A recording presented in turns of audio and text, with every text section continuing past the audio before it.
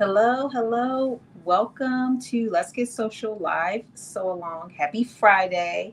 If you see me on live, one thing you know is for certain, it's probably Friday.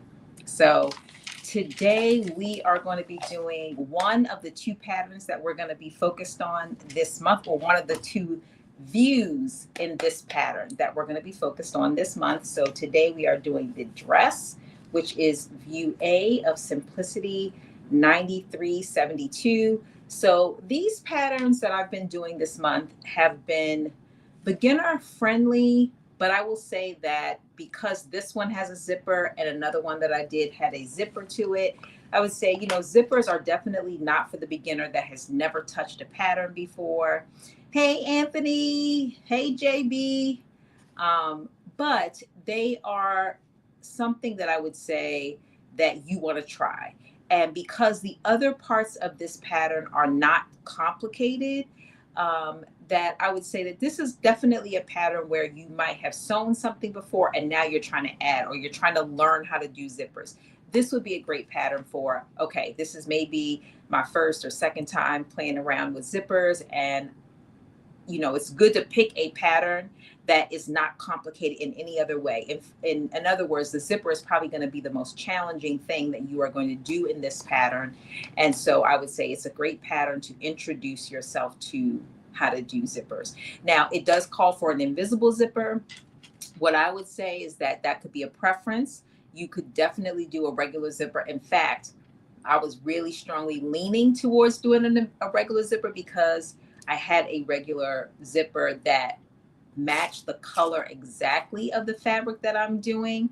And then I remembered that I'm color blocking, and where I have the zipper, I'm using white on one end and then another color on the other end. So I was like, I'm just going to do the invisible zipper, because you know what? It doesn't mean as much to me now that I realize, like, oh, it's not going to like be completely invisible anyway, because the other color is a different color. So anyway, I mean, it's not going to, be blend anyway, because the other side of where the zipper is a different color. But anyway, my point in raising that is that you could totally do a regular zipper instead of an invisible zipper, if that is what's easier for you to do. Hi, Elisa. Hey, Sabs. How are you? How are both of you? Welcome. Hi, Marjorie. Welcome. Happy Friday. And Lynette, welcome. I'm doing wonderful. I'm happy to be here. I'm happy to work on this dress. So let me talk about this dress really quickly before we kind of dive into it. And if you're sewing along, definitely drop it in the chat. Let me know that you're sewing along. Again, for those that are new, that haven't ever sewn with me on Fridays, if someone is sewing along, I like to wait for them. I like to make sure that if they have questions along the way, that I'm answering those questions. I do follow the directions for the most part, especially when I know people are following along. I go, step by step. I'll even be more vocal about what step that we're on, that kind of thing. And then, of course, if you do sew it later on, and you have questions, you can always drop things in the chat, and then I'll respond to those questions if you have stumble upon things as you're going along. You said you had the hardest time with this zipper. You love it though, but you must try it again. Okay, well, I'm glad to hear that. I have never made this before, so we'll see. I actually, over the last year, 2024 for me was the year of the zipper. It was like I all of a sudden was putting zippers and stuff that didn't have zippers in it. I really love zippers. It's like one of my favorite. Yeah, I think I could say that. I think I could successfully say it's one of my favorite things. And part of it being my favorite is because where's my zipper tape? Because I use zipper tape, which I have, and I don't know what I did with. Maybe it's on my counter over there. Anyway, zipper tape. Let me get that so I can show you.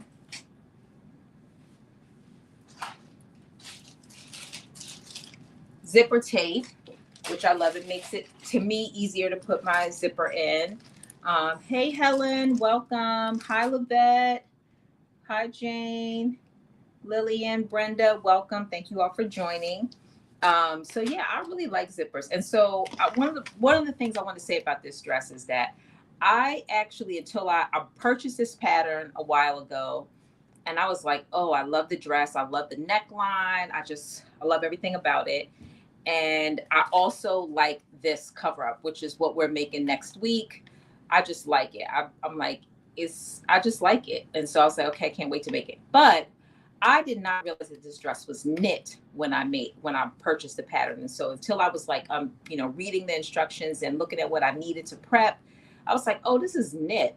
So I'm using a rib knit today to make it. I'm using this gray rib knit, if you could see it up close. It is a gray rib knit, and then I am using a white rib knit, so the same, just white, as a contrast color, just in the back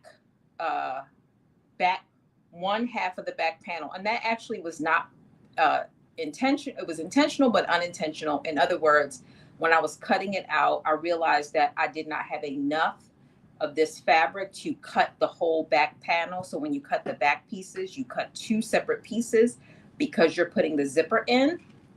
And so I realized that I did not have enough to do a second piece. So I had to cut it, right above the waistline.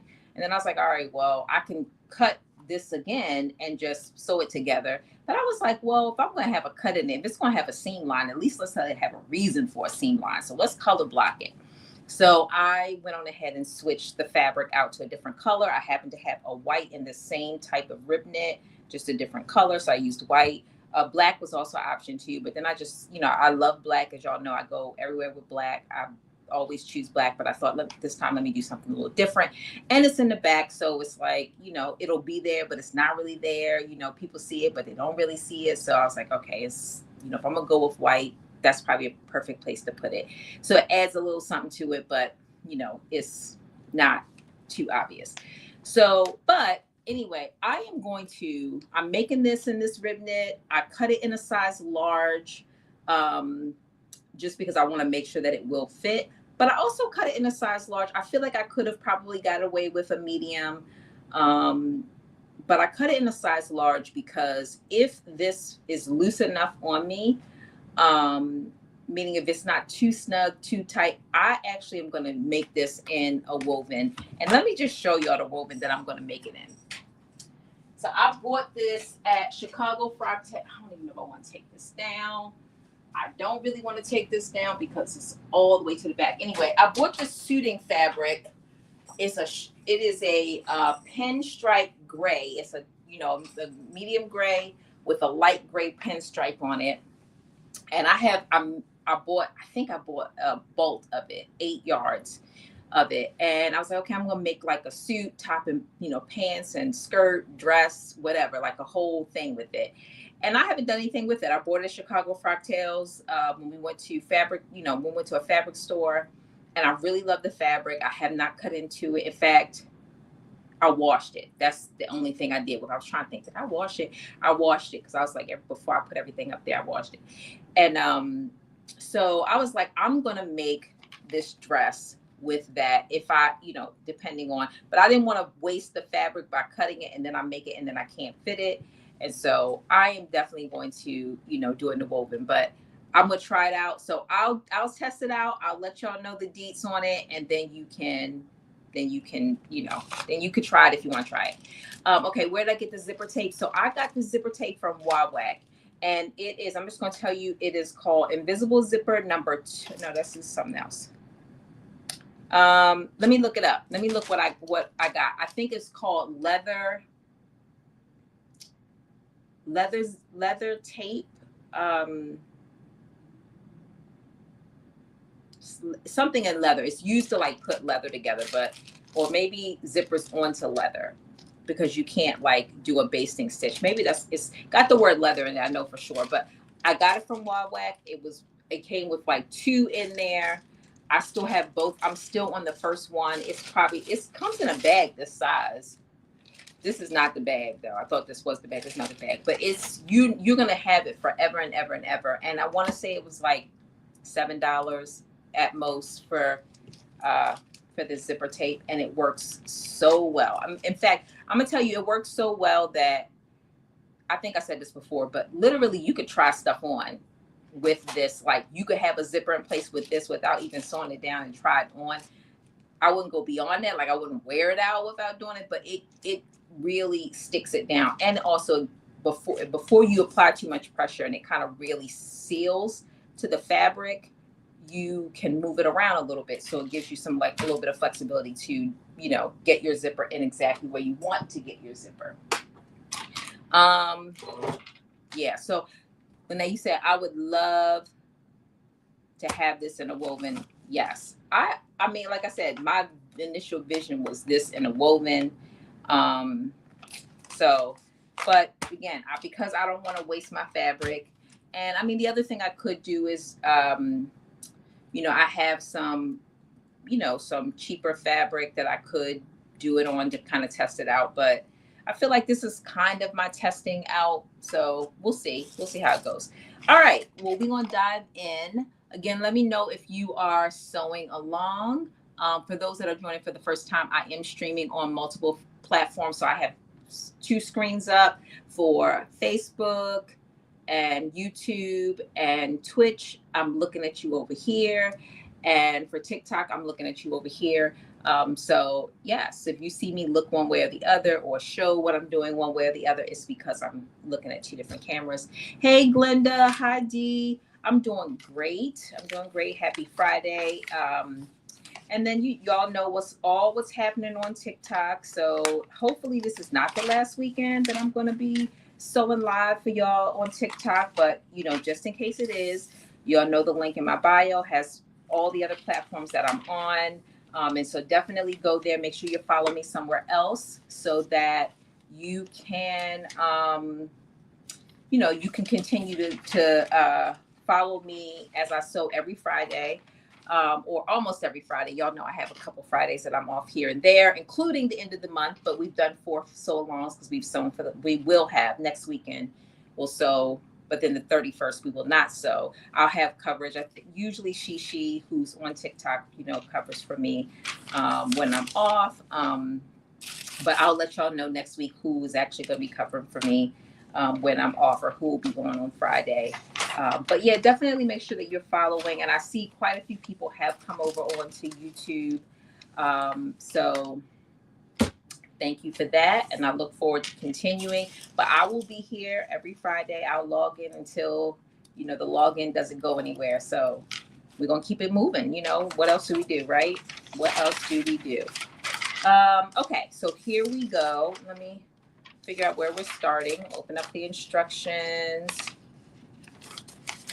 So this is also like a really big weekend too, because as y'all know, I say this all the time, like I'm a huge Ravens football fan. In fact, I wore my social media influencer t-shirt today, which I love. I designed it. If you're interested in one, link is in my bio as well. Also have a social media influencer definition tee as well. But I wore this, but I was like, I haven't worn it in a while. And I was going to wear my Ravens shirt because y'all know I'm a huge Ravens fan.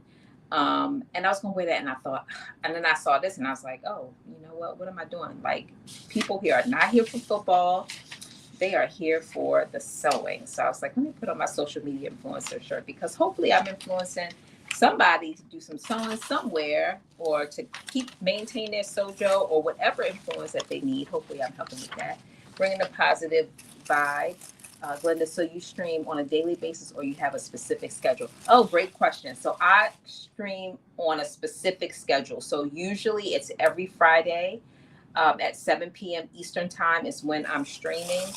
And I have on my YouTube and on Facebook, and even if you click the link in my bio, wherever they have like a bio, you'll see like the schedule. So like right now I have all of my sew-alongs up from the beginning of January all the way through the end of March. And I try to put them up like months in advance so that if people do want to sew along, they have time to like prepare, or they can go through the patterns and find ones that they feel comfortable with or that they even like.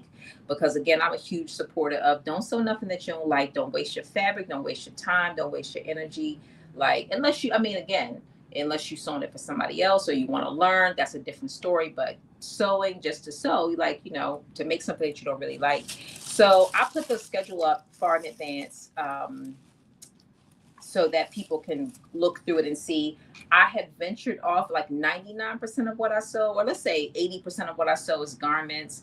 I have been doing some other things besides garments, like little, like I think in March, I think we're doing like some arts and craft type of things. We're doing like a little toiletry bag. We're doing like a, I can't remember all of what we're doing, but we're doing, I don't even think, I think in March we're not doing any garments. In March, we're doing other things. So besides garments, like useful things, functional kind of things. So yeah. You said, what do I do besides? Oh, I mean, I work a regular full-time job. I mean, is that what you mean? What do I do besides streaming? I mean, yeah, I work when I'm not streaming once a week, but. Oh, you said your comment was deleted. Put down. Oh, okay.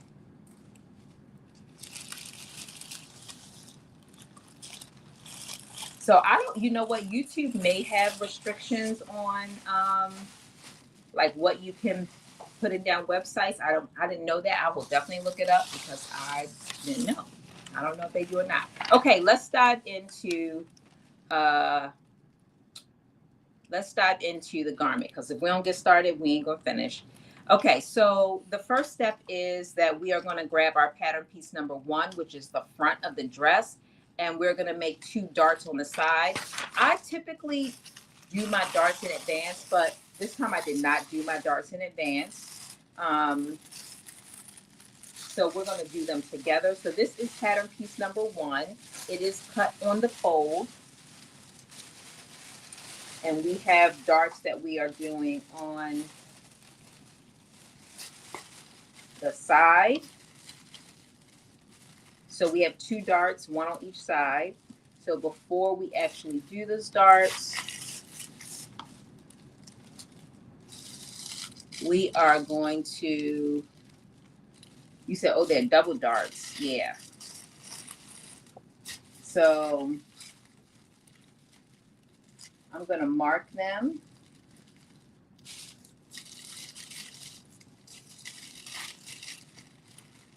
And there's all different kinds of ways that you can mark your darts. But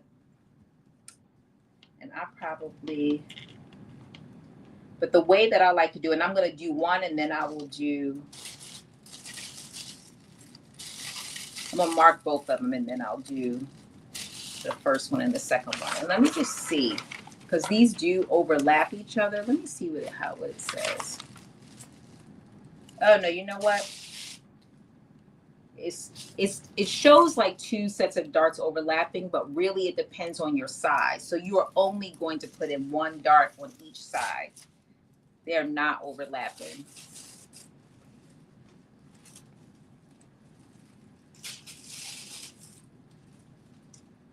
Hey, is it Tamanika? Tamanika, I love that.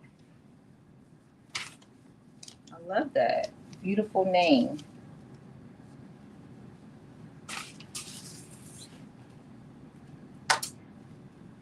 So where is my pen? Here we go. And I have chalk. So I always try to pull out 2 pieces of chalk just so I can figure out which one is fitting the best. I mean, which one is going to mark on the fabric the best. Sometimes you get these fabrics and then certain chalks do not like to.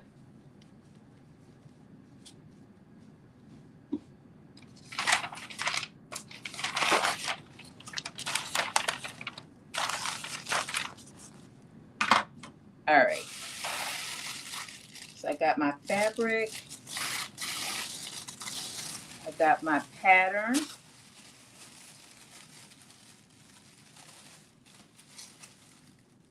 And now I'm about to mark my dart before I sew it. The other challenge that I have, and I don't think it's going to be a big deal, but I did not have any thread that is exactly matching. So I'm using black thread. I hope I don't regret that. I think I should be okay because there really isn't anywhere where the thread should be showing too much. So it should be okay. You said hi, I made this a couple times. Hey, Monica. You said this dress runs big. Ooh. Okay, so I cut a large, and I definitely could have cut a medium, but I went with a large because I want to try to use this pattern again to make it in woven. So the good news about this is that I do have a serger, and I can talk about it at the end. Like, this may be that dress that I have to just go down the edges and serge. I hate to do that because I don't really want to do that in this particular pattern because we're using bias tape to finish the like the neck and the armholes. So what I will say is that before I put the bias tape on, I will probably try it on and make sure that it fits the way that I want it to and make any adjustments. I didn't put my serger away, so I still have it down there from the last time. So it's good to know that it runs big because that lets me know that that large is probably going to work well for the it's probably going to work well when I use it for the woven fabric.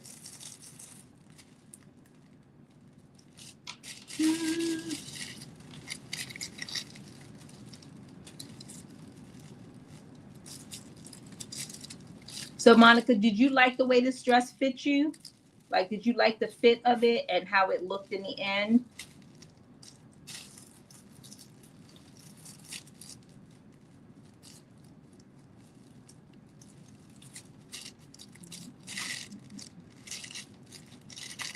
All right. Got it on one side. Now I'm just about to do the same thing on the other side. You know what? A large may be too big for you. I had to cut a medium top and an extra large bottom for my daughter. I cut a large for my top and an extra large for the bottom.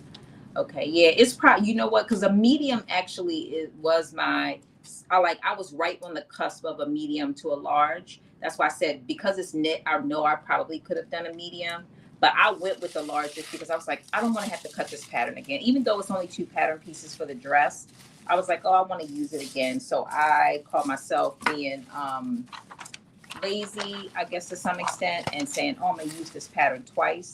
So if you're saying it's probably going to be too big, you're saying it's cut big, then it's probably going to be too big on me. For those that don't know, I always try to share my measurements just because I think it's helpful when people are trying to decide, you know, what they should cut, and also knowing if the pattern is going to be consistent with, if the sizing and the pattern, the finished garment measurement sizes are going to be consistent. But for like my bust, I'm a 38.5. For my waist, I'm a 35, and for my hips, I'm a 43. So those are my measurements. And again, I could have cut a medium, but I did cut a large because it's always easier to go small than it is to, you know, it's always easier to make it smaller, make the garment smaller. But once you cut it, it's harder to make it bigger. I mean, there's things that you can do, but you know, it's so much easier to make it smaller than it is to increase the size of it. So, okay, I've put my darts in place. I've marked them. And now I am going to, and another thing I like to do too, is to clip like the little edge where my darts are going to go, because then I line up those little clips.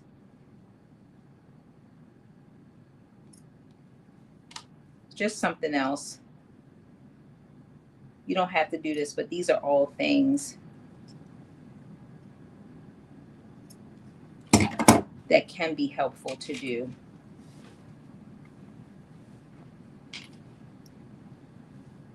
You said I use a server to take in my first version. Yeah, that's what I'm going to use. And then you recut the pattern. I made it 4 times. Oh, wow.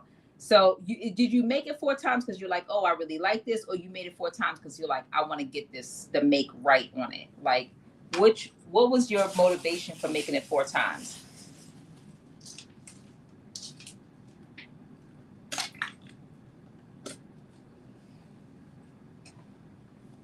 Okay.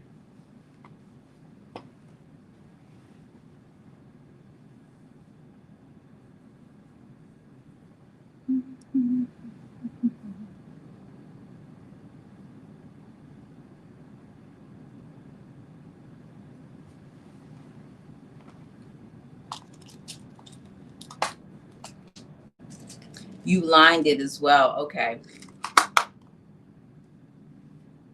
And that's definitely, I feel like, the tighter it is, the more important it is to line it, just because, again, if you have, if you want everything to be smooth on the outside, then it's helpful to make it, to have that like lining, because that will help smooth everything out on the ends, on the outside of the garment.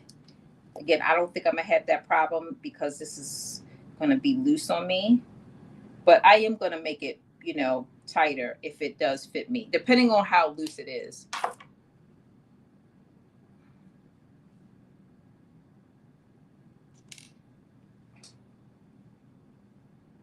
Oh, you said, oh, because you made it for multiple people. Okay, got you.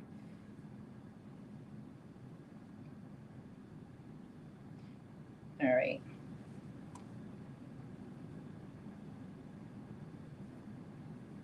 Where am I? Okay, here we go.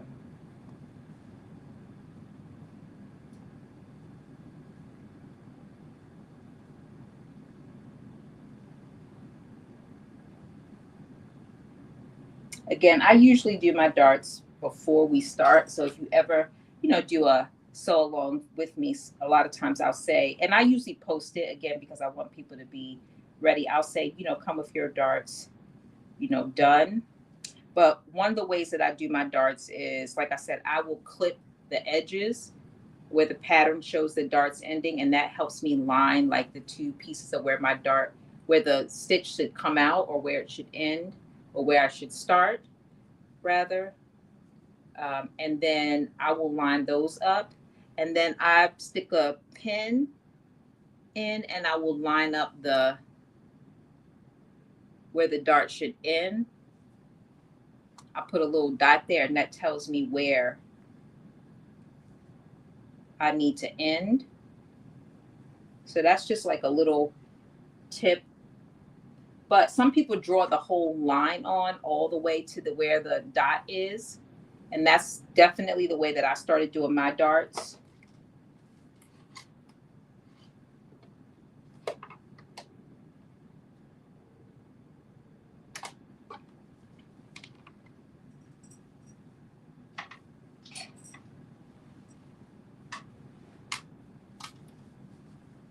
So fingers crossed that this is not going to be super big. I'm hoping I don't have to do too much adjustments, but based on what Monica said, I think I will. I think I will. I think I will.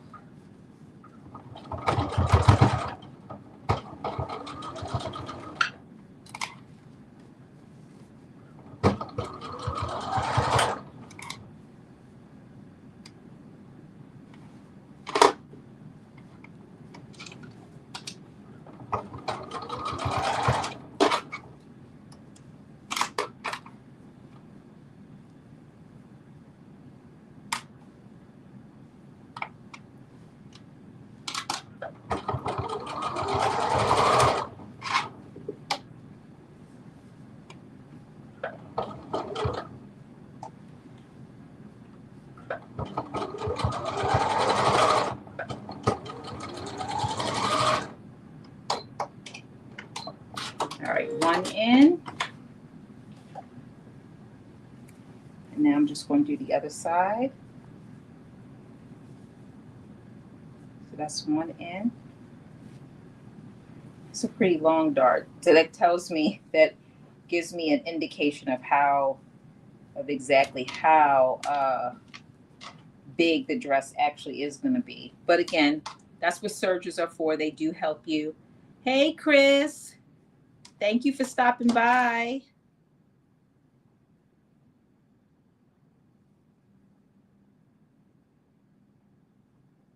Okay, where is my other cut? Oh, here we go.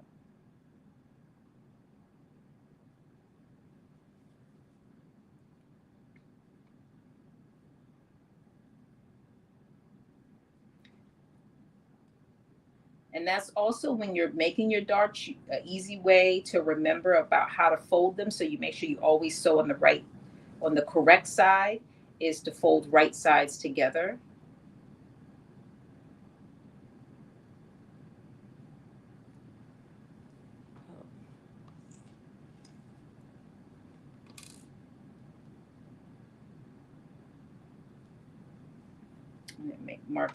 Bring my dot over. So when you fold your dart, your your fabric together, you're going to fold it to right sides together. That way, you're going to sew on the wrong side, and you will sew your dart in on the wrong side, which is on the wrong side of your fabric, which is what you want to do. Okay, so I'm just matching up my little cuts so I know exactly where.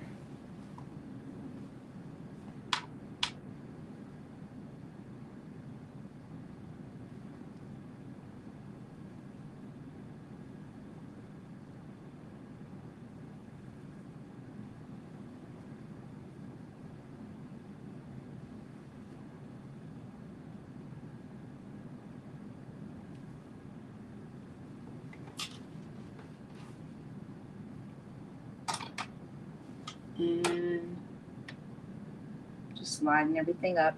You also can pin it down. That's another helpful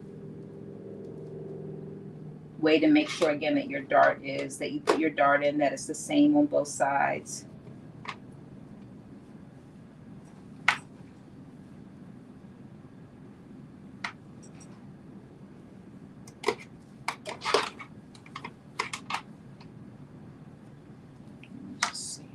I'm just looking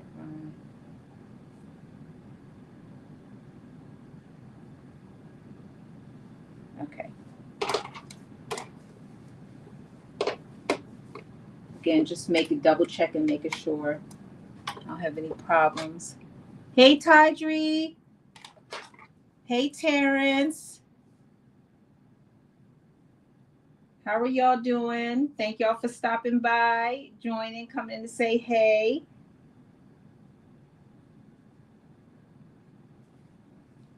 I appreciate y'all.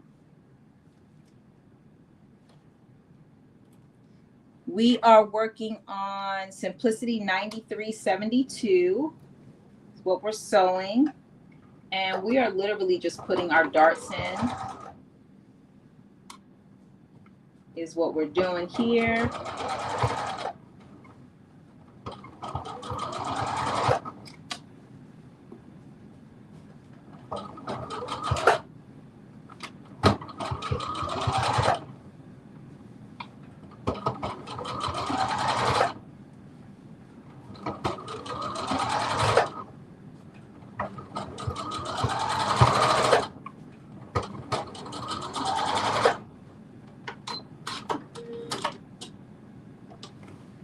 All right. Yeah, this is definitely going to be big. I can already tell. I'm just looking at it, and like I feel like if I serge it, I'm going to like literally probably serge the whole dart off. So this is going to be, I mean, just listening to Monica, it's probably going to be pretty big.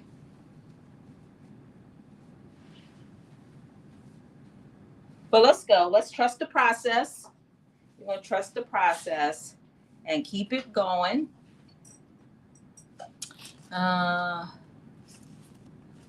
So what I do is, that's a great question. So one of the things that I do when I'm trying to see if I have a piece of scrap fabric. So this is what I'll show you what I do for my dart. So let's just say that, let me just cut a little square so I can show you on the screen. And this is kind of a quick way to do the dart. So let's say this is my fabric that I need to do my dart on. I'm just going to let's just say the pattern, I'm just going to make the line so you can see. It'll be easier. I'm just going to draw a little dart on here just so you can see.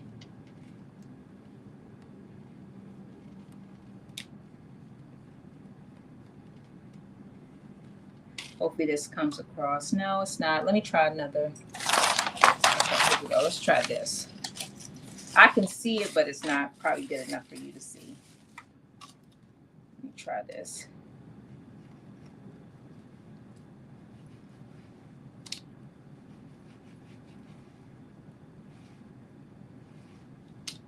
All right, here we go. One, and let me do like here. Two.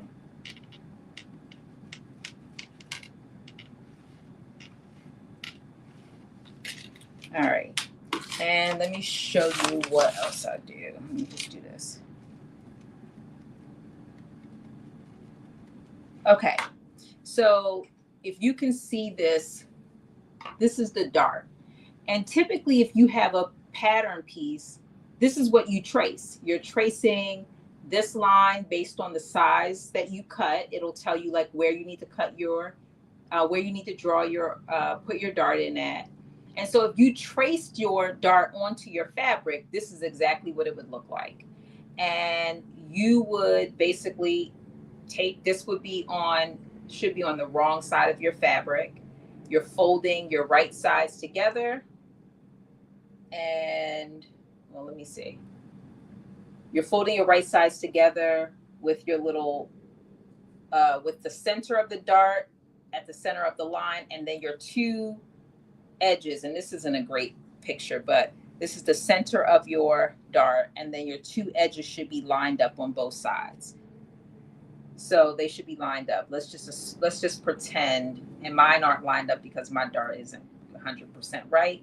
But let's just say where my fingers are, that's where the bottom of your darts line up. They both should be exactly on the same, lined up with each other. And then you're going to basically sew just straight down that line. And that will be your dart.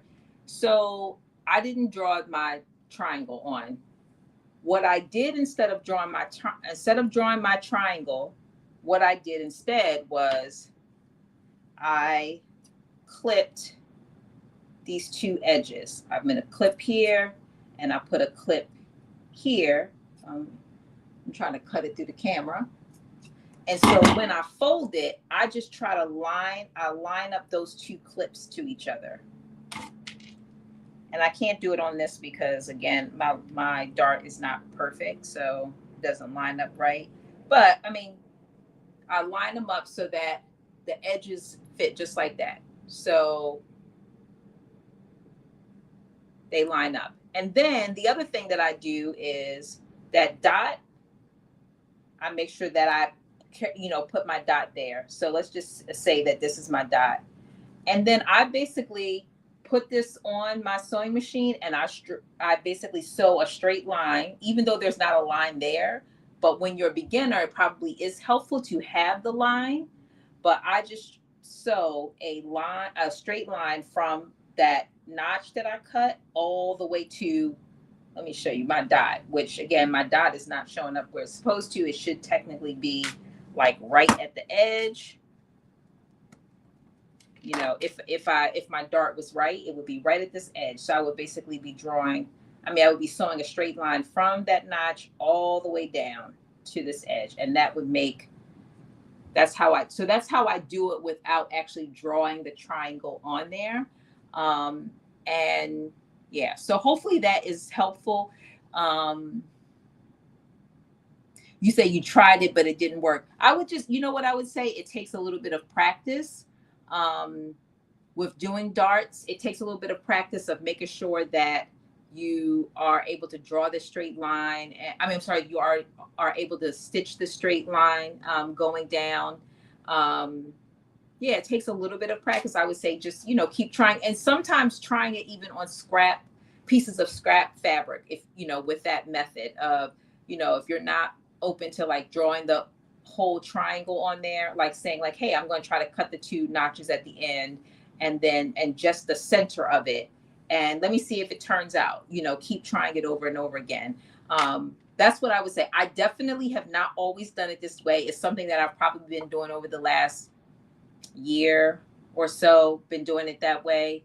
But the majority of the time I have done like, let me, you know, draw out the complete dart. But yeah, it is something I've been doing and it works for me outside of drawing the complete dart. The other thing that I have seen people do is to take their pattern piece.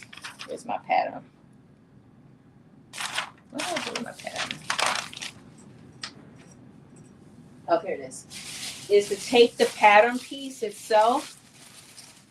This is another easy way, and to cut open, and I'm gonna do it on here because again, I plan to use this pattern again, but this is another thing that I have done in the past.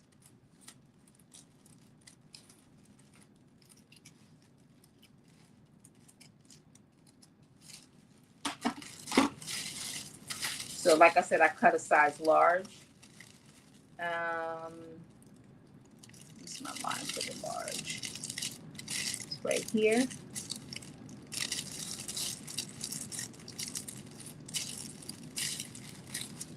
Okay.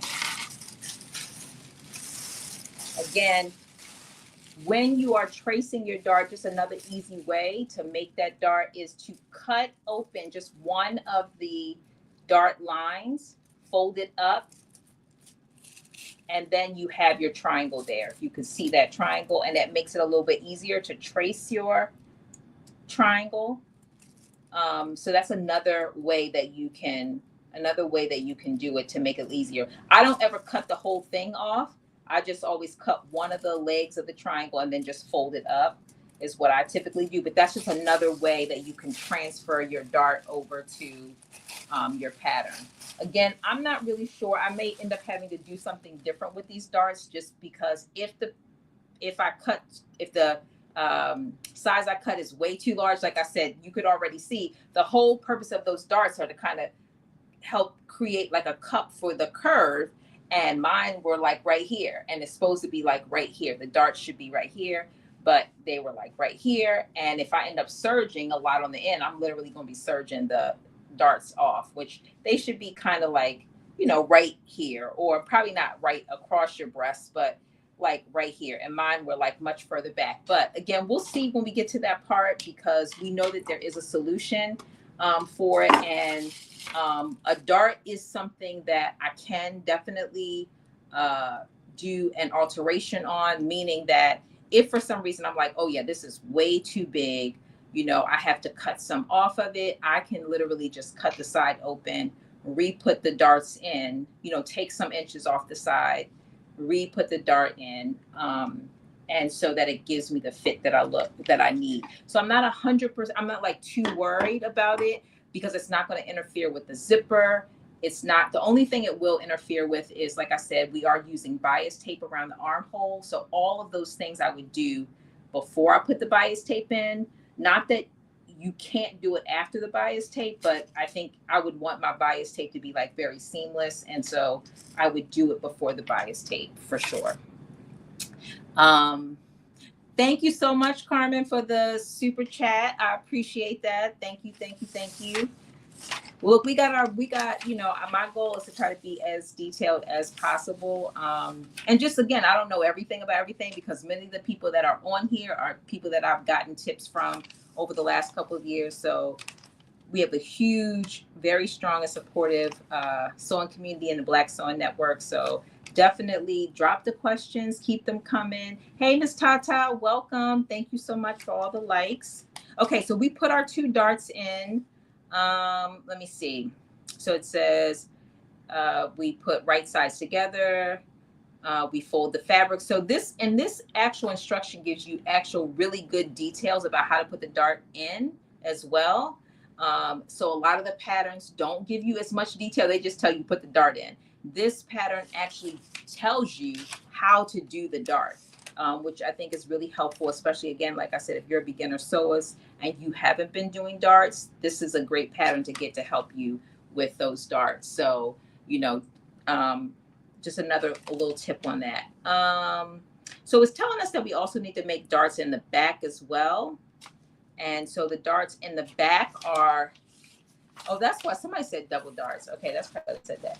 The darts in the back. So this is going to be a little bit tricky because remember, I told you that the back, you cut two pieces. The front is one on the fold. The back is two separate pieces. And so as I mentioned before, when I did the back, I'm doing a little bit of a color blocking for the back. And I need to sew those pieces together. I need to sew the back pieces together before, because the dart in the back is one that goes up and down.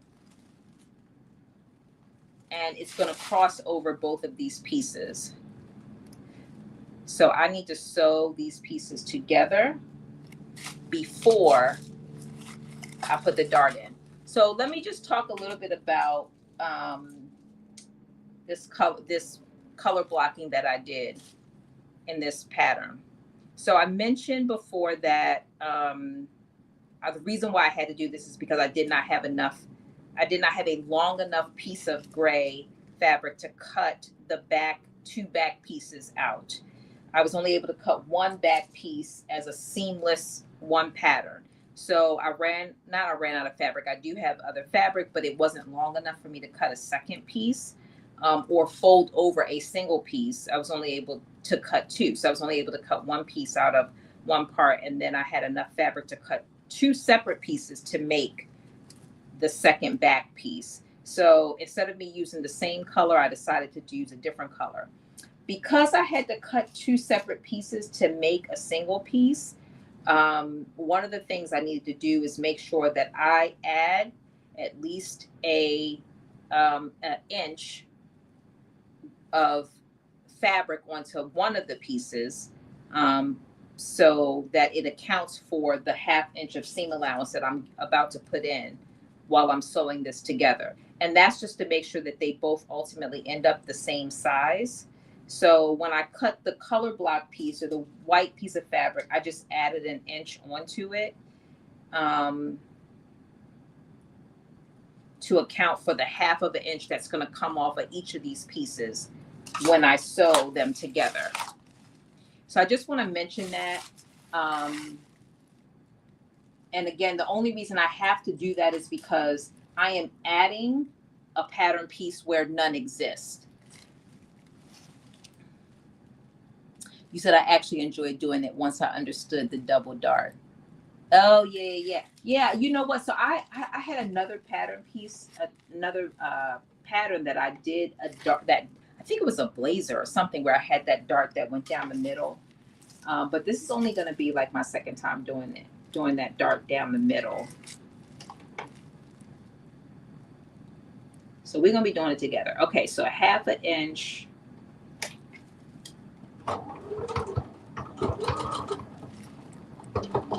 Seam allowance is what we're doing.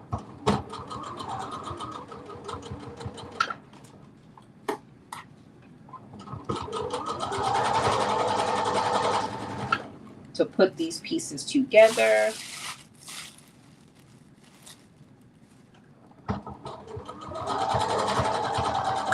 I'm a little sad that if this doesn't fit the way that I should just cut that medium. I should just cut the medium, but it's all good.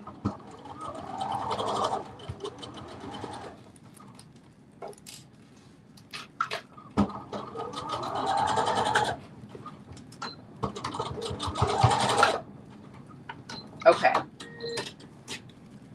So here's my stitch that I put in to create this one seamless piece. So now I have two pieces. I'm going to move this all out the way.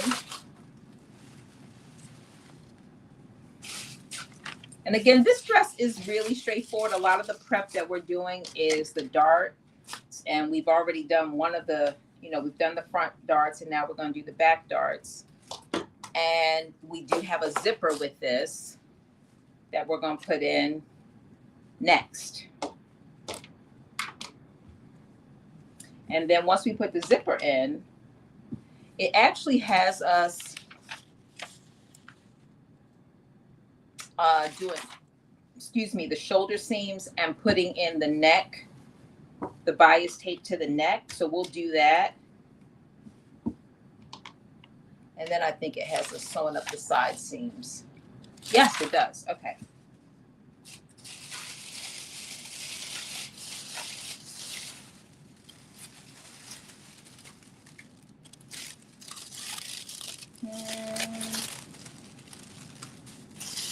Yeah, so just like the front,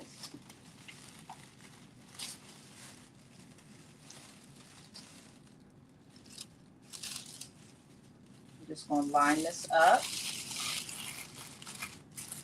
And this is where it is helpful to have like tracing paper too. That's another option you have to transfer over these darts, particularly these ones.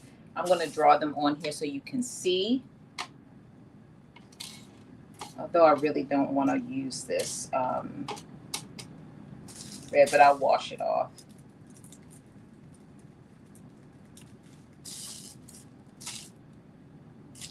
So I'm just making my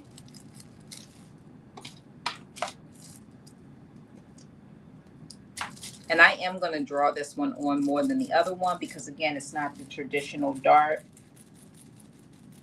The beginning and the end do not go off the side of the pattern.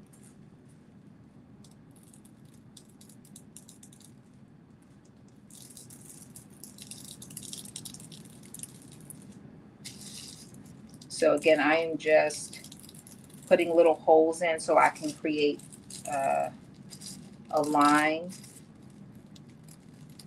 This is what I do. You know what? I actually do have tracing paper. Now I think about it. Yes. So let me show you tracing paper. Oh no, do I not have it in here?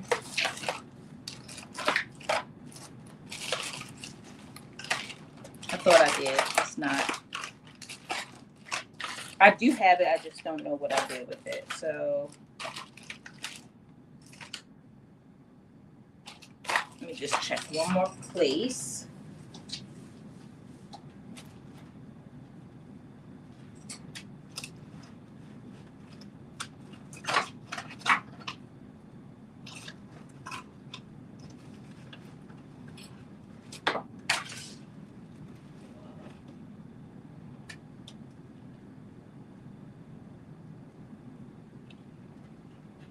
Nope, it's not in there either.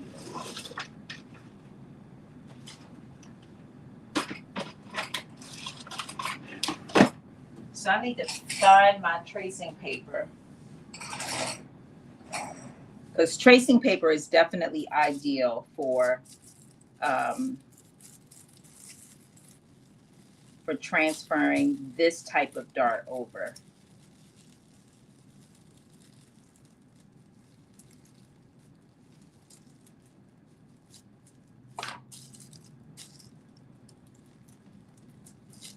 So I'm just creating like an opening with my pen.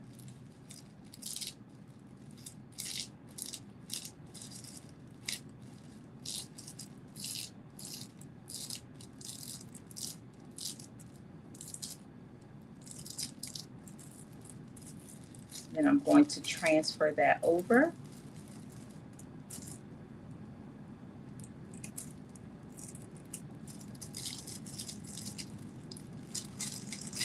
Okay.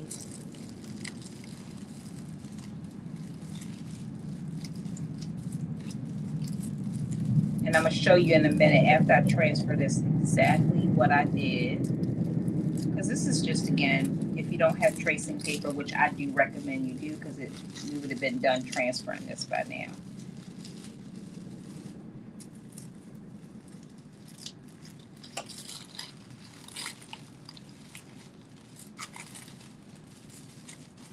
But what I'm doing is similar to, I'm cutting one side open and then folding it over to create that oval and then I'm gonna use my chalk and trace it. Where's my chalk? Here we go.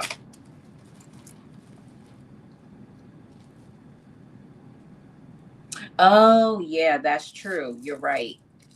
So Monica was mentioning that, she made this dress several times and she's put a lining in.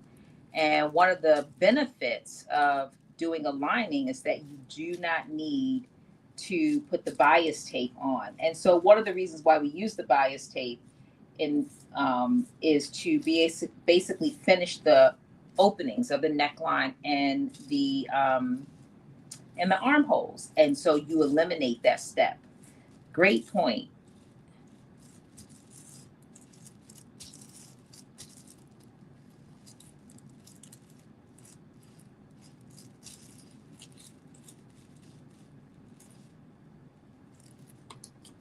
Okay, so here's my pattern piece. You can see that. And basically what I did was I basically opened up one side of the dart and I folded it over on the other side. That created that opening. And then I just drew my little dart in. I drew the whole entire oval. I did draw it on the right side of the fabric instead of the wrong side of the fabric. So that's the other thing. You do want to put it on the wrong side because you're going to fold this right sides together. So I put it on the right side. It needs to be on the wrong side of the fabric because then you'll know exactly where you need to be sewing because you're going to do right sides together. So just again, another point that as you're putting these center darts in, you want to make sure that you draw them on the wrong side of your fabric because you're going to fold right sides together and you're going to be stitching on the wrong side of your fabric. So just a little FYI. So I'm just going to draw this again. It also is helpful because then you don't have chalk lines on the front of your dress. Like this dress is going to have chalk lines on it, so I'm going to have to use some like a Tide stick or throw it in the wash machine for a quick wash just to get it off of the white part in particular. Because while the chalk will fade, that pink that I'm using this pink reddish chalk, it's probably going to just still be, it's not going to fade enough to disappear. So before I wear it, I will have to throw it back in the wash machine again. Okay, so I just transferred this dart over. And let me just show you. You probably could see it better on this side, maybe. You could see that dart. I know you could see it over here. Let me just see if you could see it. So then I'm going to fold right sides together. And I am going to use pins with this again to make sure that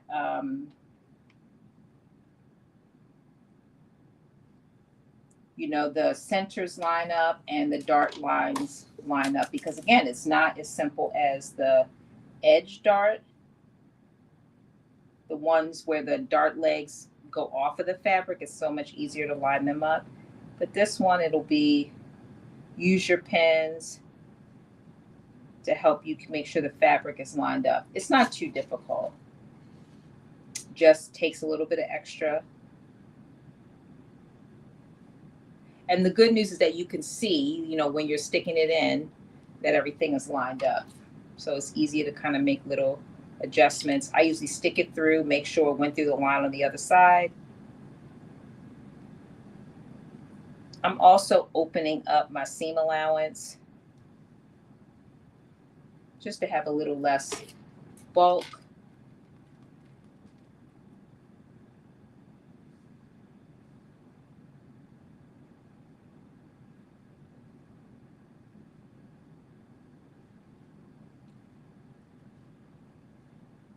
So the way that we did this dart is more consistent with like the traditional way to do darts. I don't have any tricks for how to make this one easier.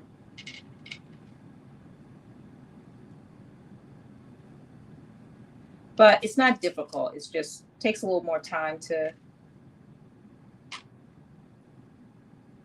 make sure everything is lined up.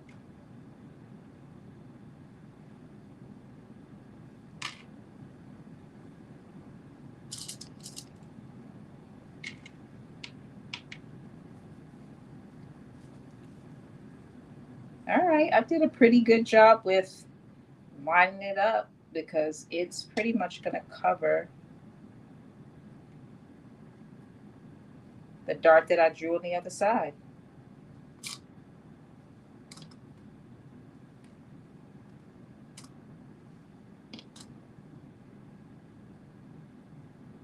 Okay, so if you're able to see this, you can see where I have the pins in, and I'm literally going to stitch right down the line, removing the darts as I go.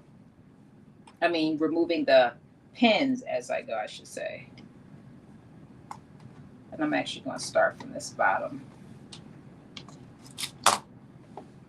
And then once we do this on this side, we just have to do it on the other side, which, again, this side we had to do one little extra step because that you won't necessarily have to do unless you decide to do some color blocking. But it's not in the pattern piece. So just an FYI.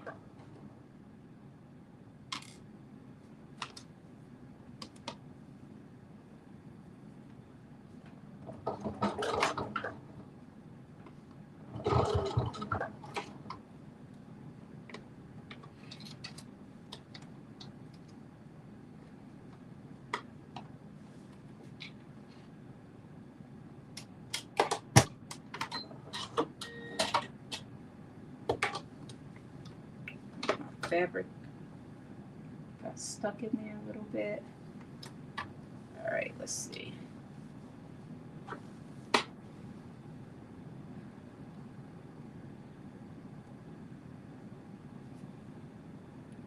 Yeah, I definitely like that method of opening up the fabric, I mean the pattern piece on one side. Like that is like one of my favorite tricks. I didn't invent it. I saw someone else do it and I was like, yep, I'm doing that. Definitely helpful for transferring over the darts.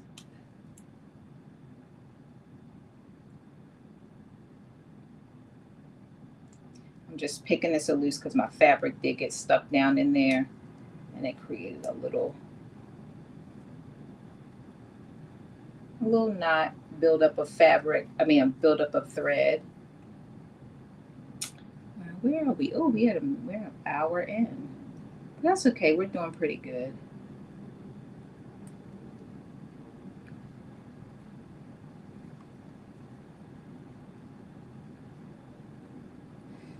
All right.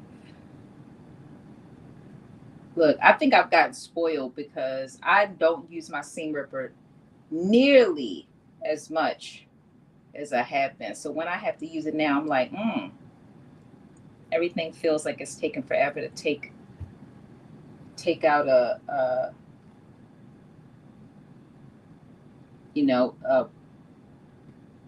some thread that you want to remove. It feels like, oh, it doesn't come out quick. I also do swap out my seam rippers. Like, well, the first seam ripper that I had that thing for a year till it like stopped working. It was messing up my fabric. And then I got a new one and I realized like, oh, I probably should have gotten a new one because it was a big difference in how it took the thread out.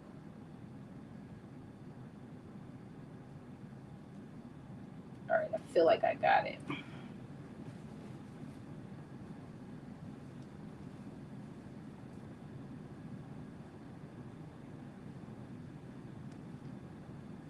Sorry, I just want to get this out because it's going to make a little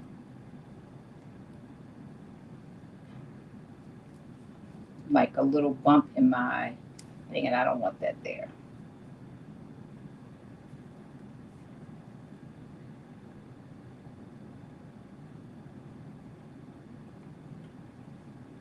All right, I think it's good.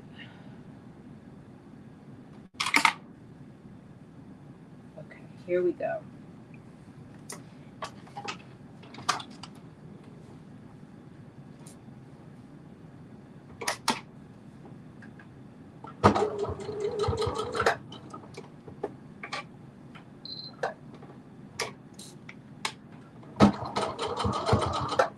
There we go. Come on.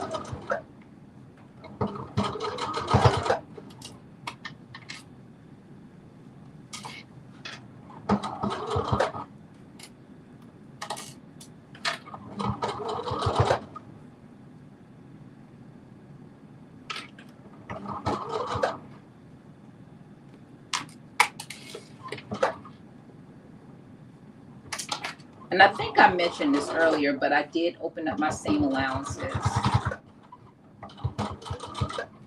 just so it all lays really flat.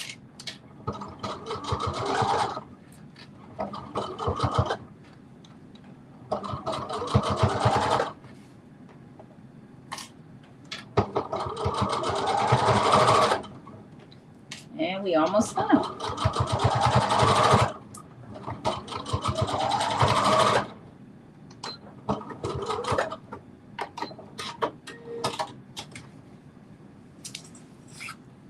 And let me just show you what this will look like.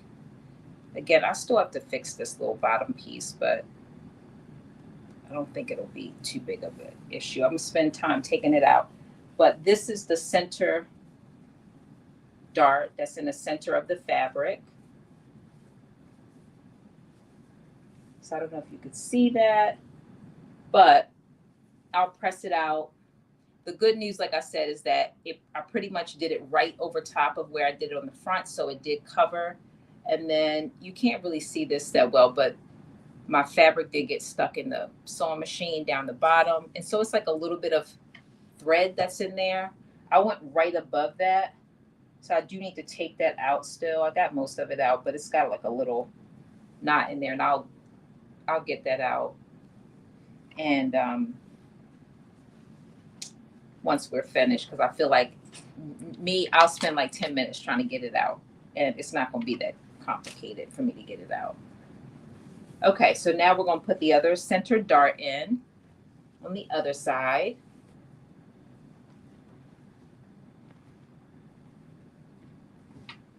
Where's my pen?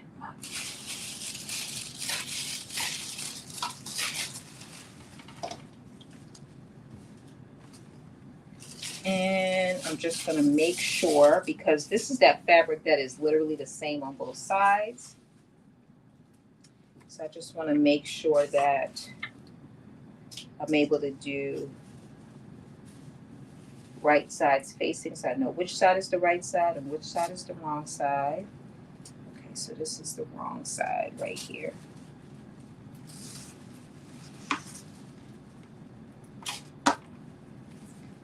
Another little tip, again, sometimes when you've been sewing for a while, you forget about some of the things that you did. And so one of the things that you will want to do when you're working with fabric that is the same on both sides, or that there is very little difference on both sides, whereas it's easy to make a mistake, is to mark right side and wrong side so that you know. And I'm going to tell you that thing is like such a simple thing, and you think, oh, I can just remember, but I can't tell you the number of times that I've sewn things together or used it on the wrong side, and I'm trying to figure out like why it doesn't match, or my darts don't necessarily line up. I mean, my notches, don't line up, and I'm like, what's going on? And it's because I've used the wrong side. So marking it is a helpful way to save you some time. What's the right side? What's the wrong side? Is also like really helpful. as I think of things, I'm just, trying to share. I know a lot of people who are not beginner sewists, but as y'all know, we focus on beginner sewists in January, and I try to focus on beginner sewists all the time, because although I've been sewing for a couple of years, sometimes I'm still consider myself a beginner sewist. Although people say, "Oh, you're not," but I feel like I am. So anyway, I wanted to, I'm just trying to think of like little things that I think were helpful to me when I first started sewing, that definitely, either people told me, or I just was like, oh, or I saw somebody do it and I'm like, yes, I'm gonna do that. Like I said, Seam Ripper was my friend for the first, year and a half, and still is now. Well, it was a love-hate relationship. I'm not gonna say they were my friend, but it's definitely a love-hate relationship for sure. Okay. So now that I have transferred that, I'm literally going to just fold it in half, and I'm going to pin.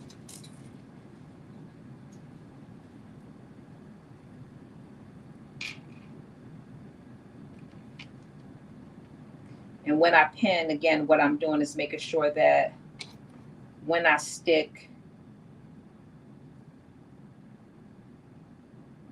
the pin through, it's going through the line on the other side. So that lets me know, like, okay, it's lined up on both sides.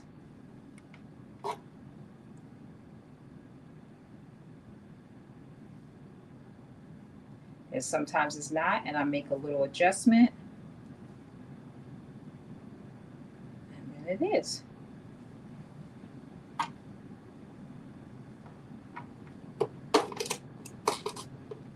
Thank you, thank you, thank you. So Monica said I'm working on Vogue 1675. So of course I'm going to look that up because I don't know which pattern that is, but let's see, Vogue 1675. If anybody's sewing this weekend, drop it. Let me see what you're working on.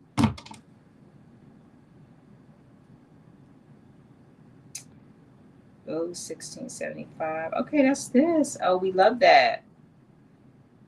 Oh, where are you going? Where are you going? Okay, this is what she's working on.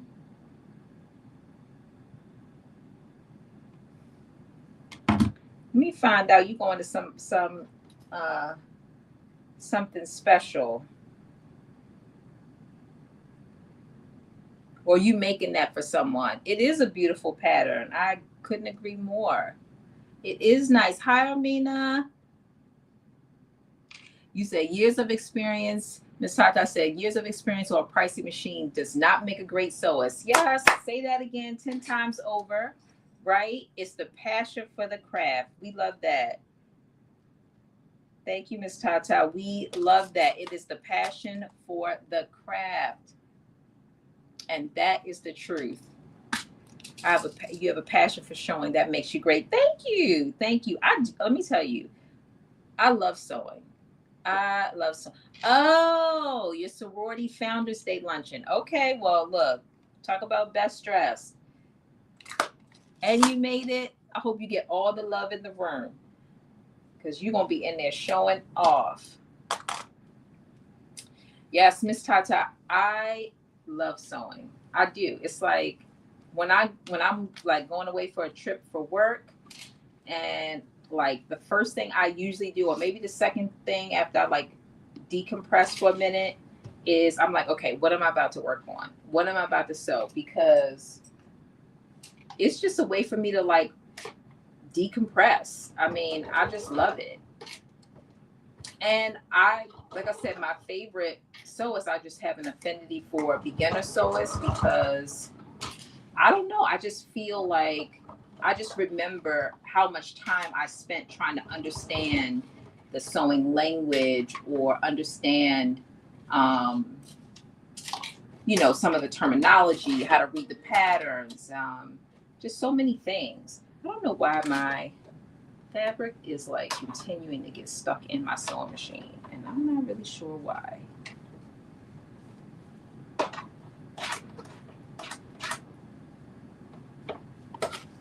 Oh, please don't be a hole in my fabric, because I'm not here for that. Okay, let's try to figure out what's going on here.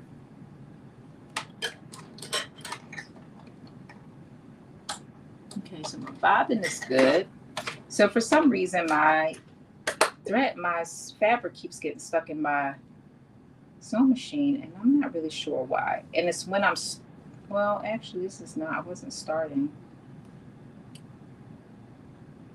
And this is the wrong place for it to get stuck because it's like right in the middle of the dress. So you don't want it. I mean, it's on the back, but still. It's not like it could be hidden in the seam, side seam or something. It's going to create a nice little bubble right at the bottom of the seam. And that's not what we want. Thank you. Thank you, Monica. I really appreciate that. I really appreciate that. Look, I try to make sure, my first couple of years of sewing, I sewed a lot of stuff. Like I said, I gave away so much stuff to Goodwill this past year. Some stuff that I sewed, some stuff that I had in my closet that I just hadn't worn because, of course, I'm wearing so much more of the things that I make now. But, in 2024, I was like, I'm not making anything that I don't actually like. I made a lot of things that I was like, oh, I'm just going to make this because more out of I'm learning to sew, and I had so much to learn. So it was like, even though, and I'm not gonna say I regret it by any means, because obviously I did learn a lot to sew, but it expanded my palette quite a bit. So it's a journey that I definitely don't regret because I got so much out of it from learning to wear more colors. If you've been following me, y'all know that I love my like neutral tones. Black is my favorite, but I will wear gray or navy or a dark brown or mustard. Like I'm all about those like fall like colors, hunter greens, and that. I'll wear those over, pinks and purples and stuff like that. Those don't tend to be colors that I gravitate towards. Like I'll make a black dress a million times.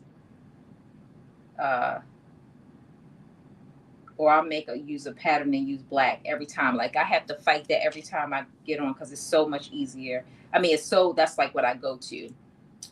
But I will tell you that I'm less likely to do it now because of just trying it. Because sometimes I make things and I'm like, oh, I really do like this. And it's colorful and I didn't think I would like it.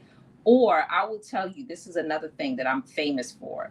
If you see me, and I shouldn't tell people this, but if you see me sewing with color, it's probably a 75% chance that I don't really like the pattern. So I'm just like, oh, I'm going to use this fabric. If I'm using a dark color, it's because I really like the fabric and I know that I want to wear it like a million times.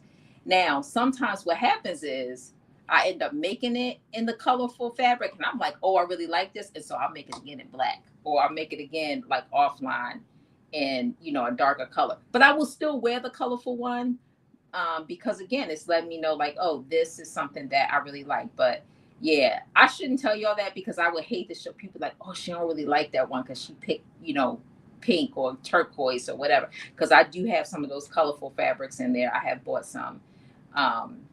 But if I'm being honest with you, you said now we know your secret. Yes, you do know. So if you see, like I said 75%. So it's a 25% chance that I'm like, okay, I'm going with something colorful. But if I show up and I'm sewing something, you see a bright color, just know it's like, oh, either I really don't like it, I'm not sure if I like it, and I'm not wasting my black on something that unless I really think I'm going to like it a lot, yeah.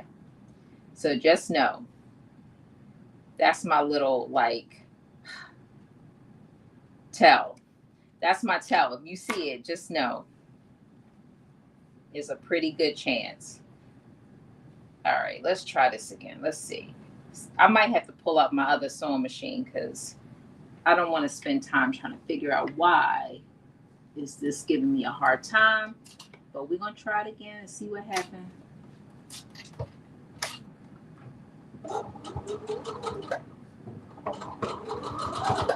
Yeah, see, it's working fine now. I don't know what the deal was.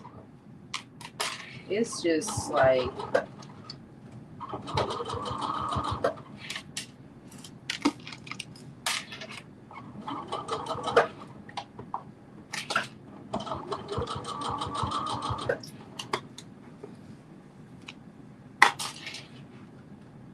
yeah, right, Miss Tata, that's exactly right. When I'm not sure of a pattern, I will not use my favorite fabrics.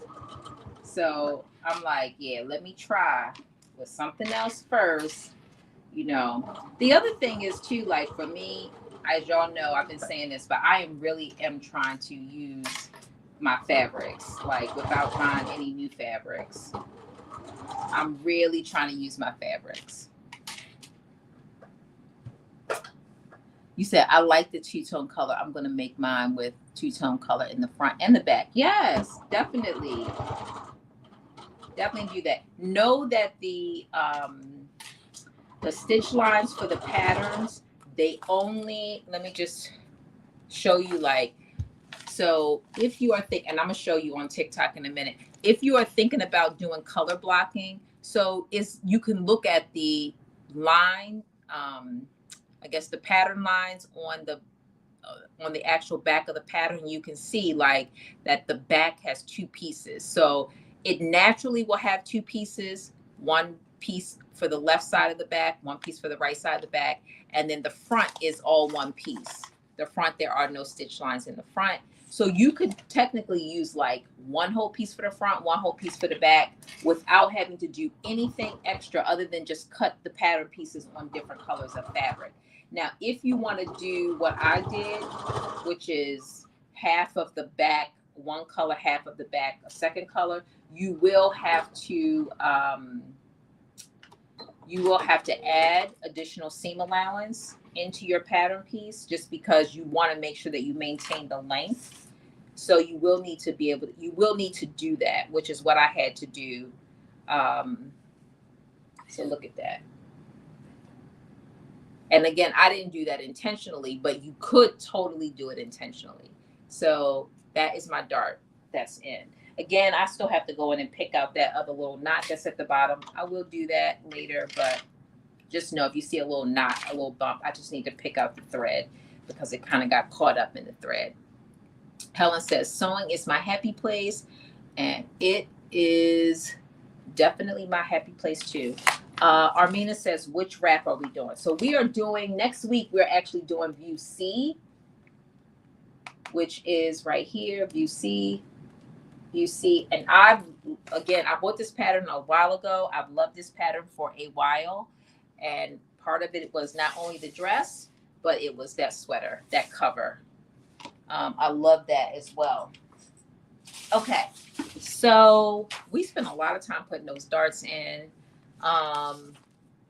Too much time putting the darts in, which is why I usually do it.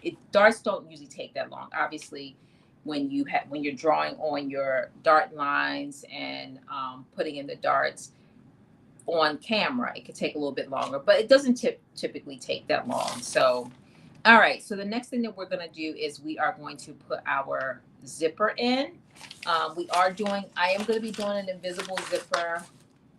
So here is my zipper. The zipper is going to be going on. Hey, Julian. Hey. So the zipper is going to be going on our back pieces. Again, we have one solid gray back piece, and we have one back piece that is split between white and gray. And so, again, I'm going to use zipper tape. But what I'm doing before I do that is I'm going to be lining up my back pieces.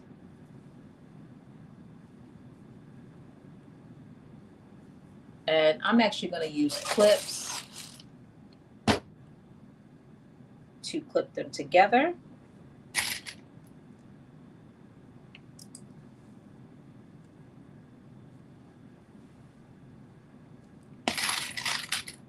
what I'm going to do. You said you're going to wait and do yours next week too. Okay. Yes, we are doing ours next week. I'm excited about it. I already have a fabric picked out. I'm using a sweater material to do it.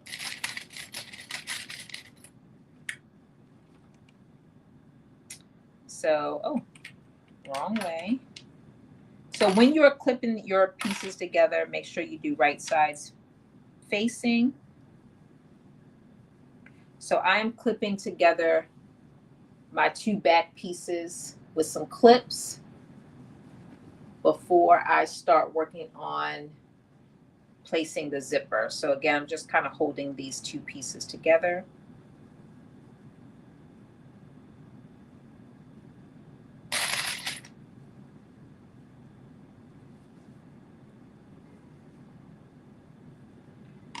And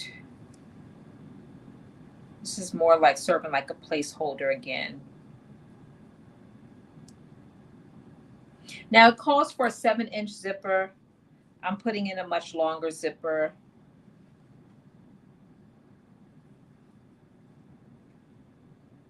But it just calls for a 7-inch zipper. Now it does say that you can make the zipper longer depending on your preferences.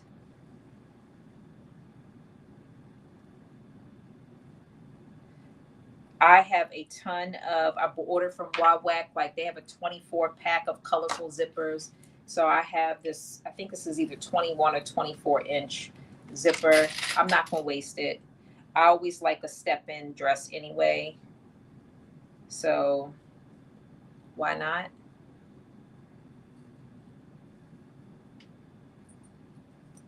So that is what I'm going to do is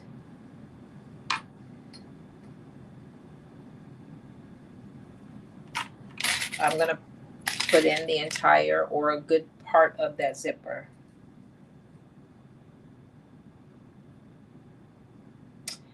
There are multiple ways to put in a zipper.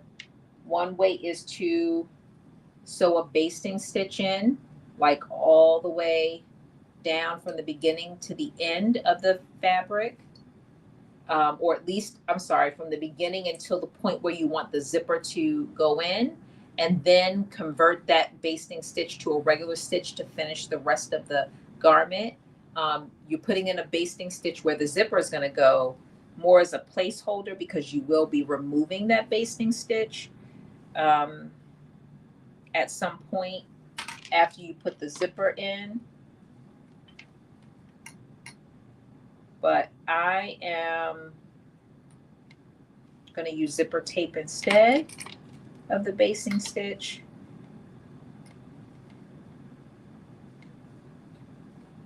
And I did this, I'm going to do this exactly the same way that I did when we last put a zipper in. What did we make last week?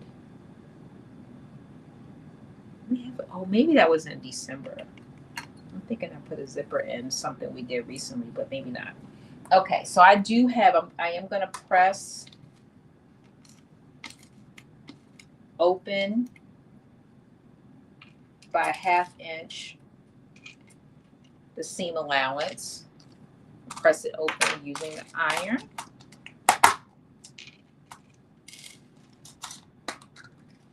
So I'm going to do that now.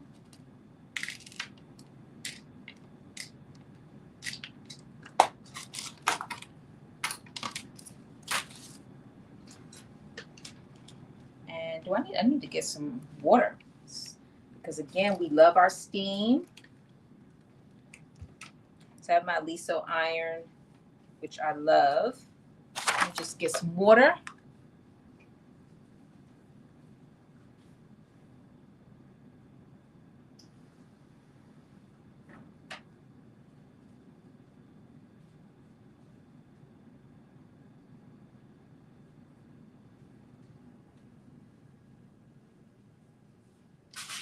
Get some water in 2 ways, something to drink and something to put in the iron.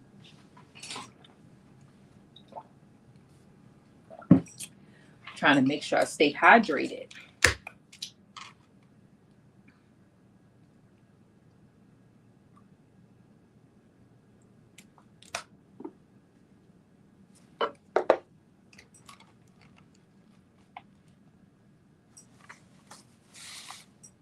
All right, that's the front. Here is the back. And let's see, I'm just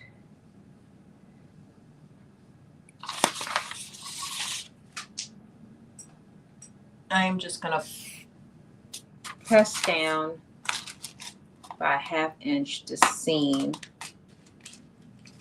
Thank you. You're very welcome, Helen. I'm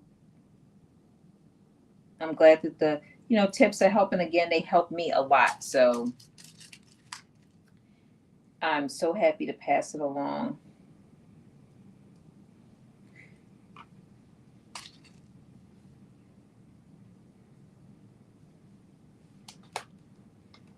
All right, there we go. I just realized I never turned the iron on.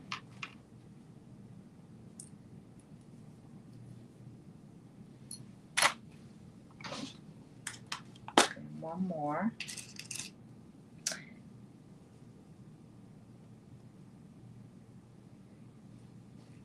So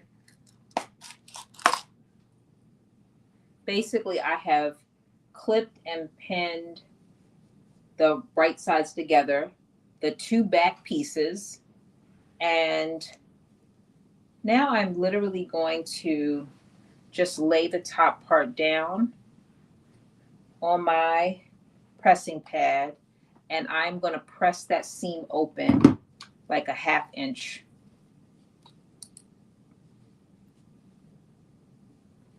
And again, this is where it can be helpful to put in a basting stitch, because it will help you kind of not just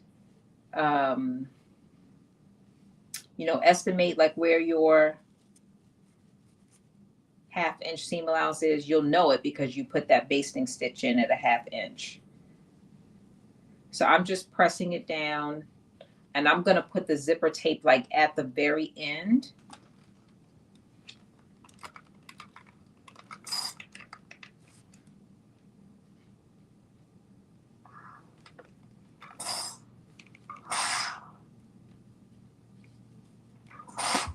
This iron is like amazing.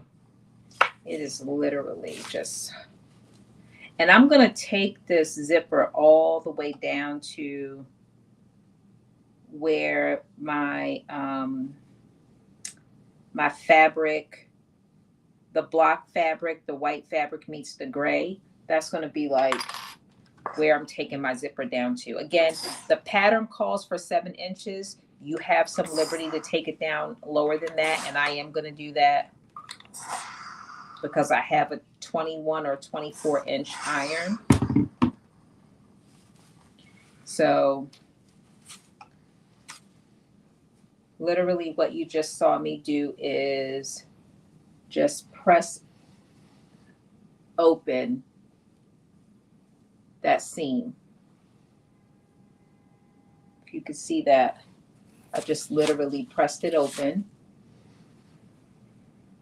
Oh, I don't know if it showed you pressed open. It probably showed it folded to one side, but basically it's kind of pressed open. So I folded it just to repeat what I did. Let me just move this down so I can get closer to the camera and show you what I did. So basically what I did was I put both of these pieces together, right sides facing each other.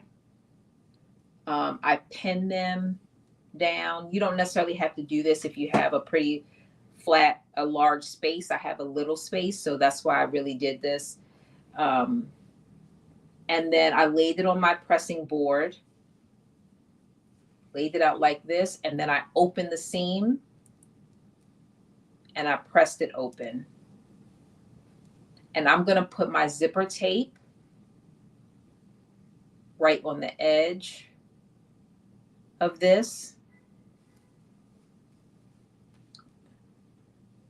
I'm going to put my zipper tape on the edge of this, and I'm going to do one side at a time. And then I'm going to put the zipper facing, right side facing to the right side, because this is technically the right side, even though it's on the inside, it's the right side of your fabric. So the right side of the zipper is going to be pressed down to the right side of the fabric. And I'm gonna do one side at a time.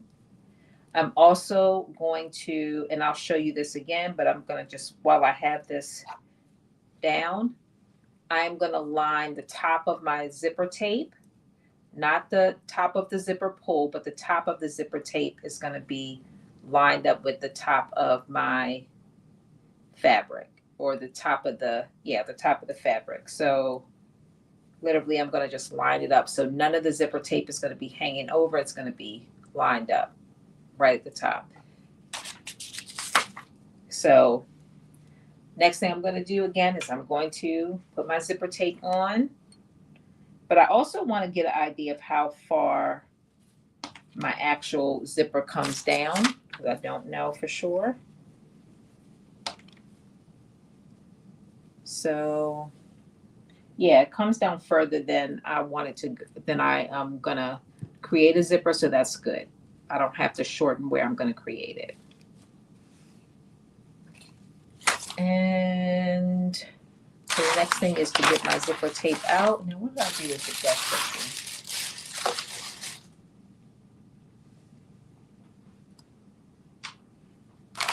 Oh, here it is, okay.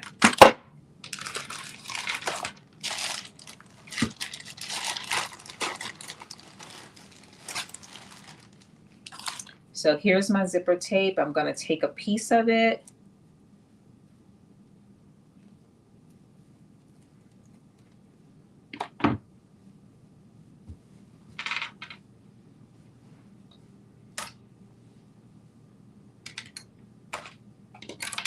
I'm just creating a space so I can put the part that I'm going to put the zipper on. I want it to lay flat, so it's easier to put my zipper tape on.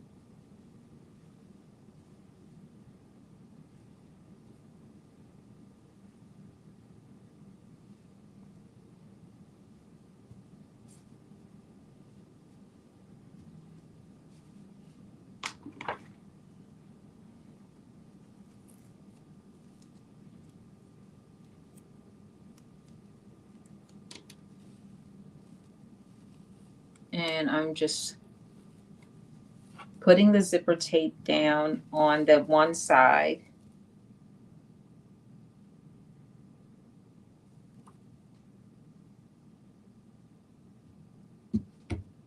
And then I'm going to cut.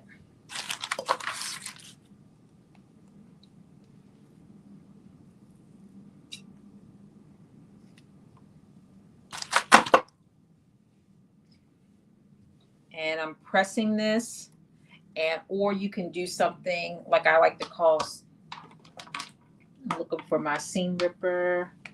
You can take your seam ripper and you can scrape it, or you can scrape it with your nail on the back of the tape before you pull the actual tape cover off, to make sure it really sticks down to the fabric.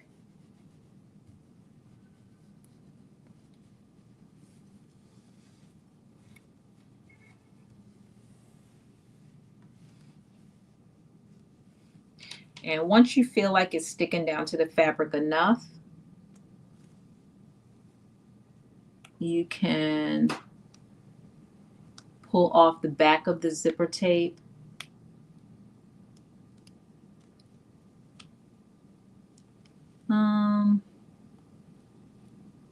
Yeah. Okay, there we go.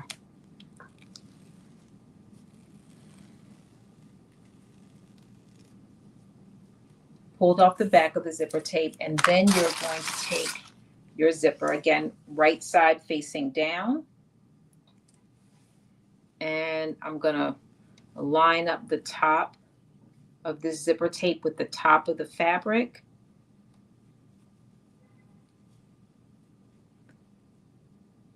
I know you can't see what I'm doing, so hopefully I'm explaining it enough, but I'll show you after I get it down. Making sure you move your zipper pull out the way, because you don't want it to get stuck in between the actual zipper tape and the zipper tape that is taped down to your fabric.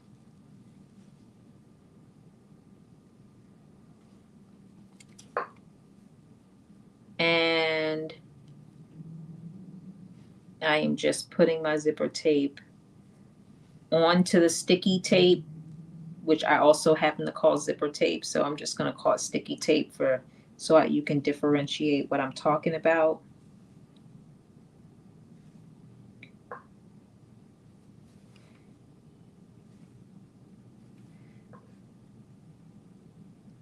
All right. And then I like to press it a little bit.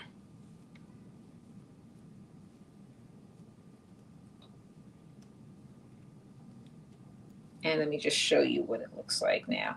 And you can even unzip it too. I always unzipping it before I actually start to stitch it down, but let me just show you what I have done. You can see that. So you see the actual zipper tape down to the seam allowance. This ends up being the seam allowance. So my sticky tape went onto the seam allowance, and then I put my zipper tape, and I lined the top of the zipper tape with the top of the fabric, and I taped it down as far as you want it to go. Again, I wanted mine to go pretty far, so it's taped all the way down to here, which again will allow me to be able to just step into the dress and zipping it up. So now that I have that one side taped down, I'm going to actually sew that side on. But before I do it, I do need to remove my pins. Well, yeah, I think maybe not. Maybe I can get away with sewing them. You just want to make sure, depending on how far away your pins are, that they don't get caught up in between your under your sewing machine. So I feel like mine might be far enough out where I don't have to worry about it, but you may end up having to remove them or move them out. I think I'm going to be okay. But just something for you to be aware of. The other thing too is that I am going to put on my zipper foot. I don't have a narrow zipper foot for this machine, which is what is helpful when you're doing an invisible zipper, because it allows you to get really close to the zipper teeth. If I can get my, okay, here we go. It allows you to get really close to the zipper teeth when you have a narrow zipper foot, but I don't have one. So I'm just going to use a regular zipper foot, if you can see that. So I'm going to use a regular zipper foot. And hopefully this don't give me any problems, because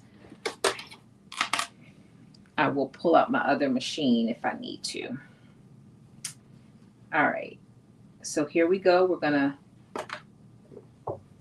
put our zipper down. I do have, just, again, for people who are newer, I do have separate videos that talk about how to put in zippers, invisible zippers.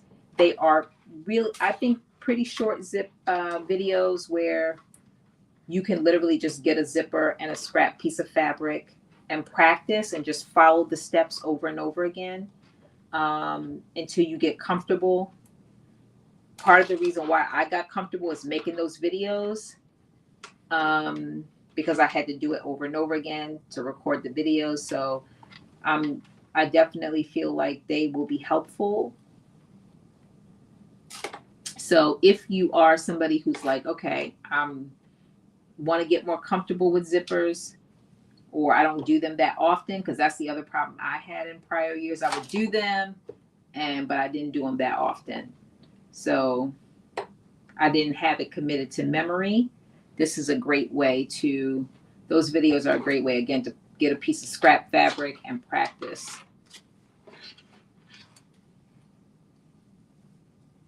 So one of the things I'm doing as I'm positioning my fabric in here is I'm opening up my zipper teeth so that when I sew down, I am sewing right into the, there's like a little groove, and I want to sew right into that groove. So I am opening up my zipper teeth, positioning my needle, and then putting down my zipper foot. And I feel like, I'm good to go. All right. So far, so good.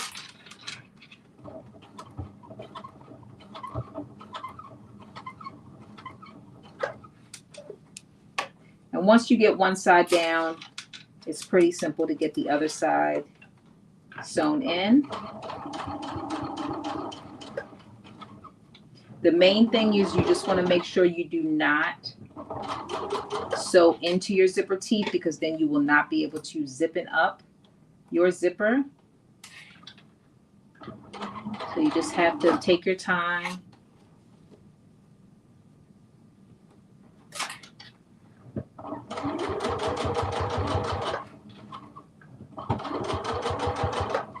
And as I mentioned before, because I don't have a narrow zipper foot, I may have to end up going in and doing another stitch, but we'll see. We'll see how it goes. I didn't have to do that the last time. So, oh yeah, you know what? It was when I made the skirt. That's why I was like, I thought we did zipper. We did. It was when I made the skirt that we put in the zipper. Again, I didn't realize that skirt had a zipper. And another pattern that I had for quite a while, and wasn't fully aware of like all that was involved until I started prepping.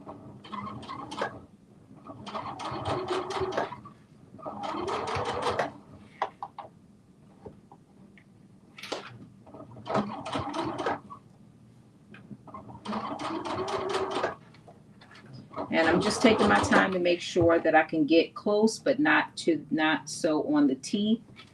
I feel like I'm doing that, I think. Fingers crossed. Fingers crossed. Oh no, I feel like I might have got close on this one.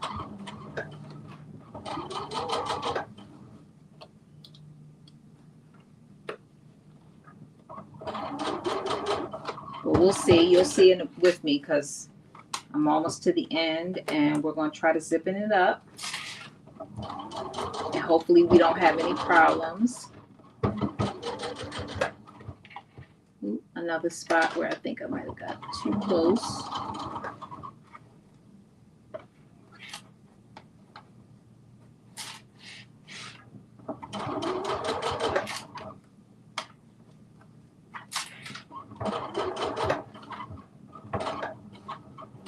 Another reason why I really want this to be a truly invisible zipper is because we got that color blocking going on, and this fabric is not, the white fabric, it's not the same. So the zipper really has to be invisible to make sure you're not like looking at zipper tape from the back.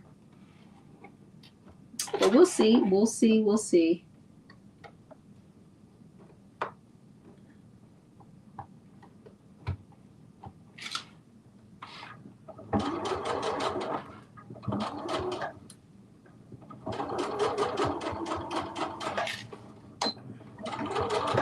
All right, here we go. So it's on, and let's just see what it looks like if it will zip in all the way up. Okay, so far so good. We got it like a third of the way.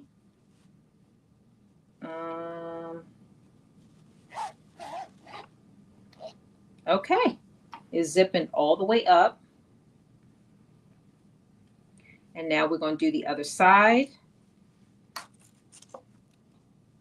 And we're going to do the same thing we did, which is we are now going to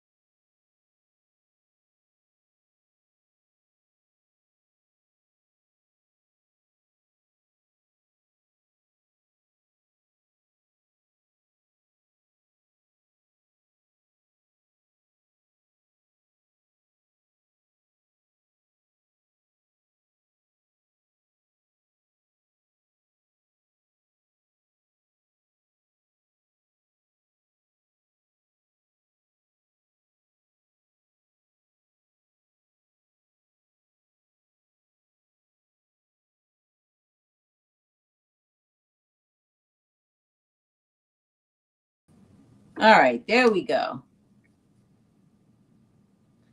All right, I lost connection really quick, but I'm back. Okay, so same thing.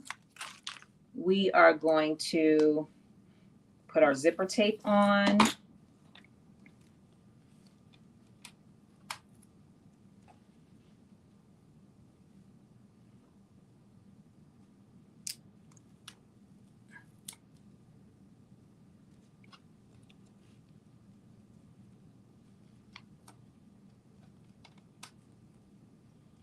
And just putting it on a little bit at a time.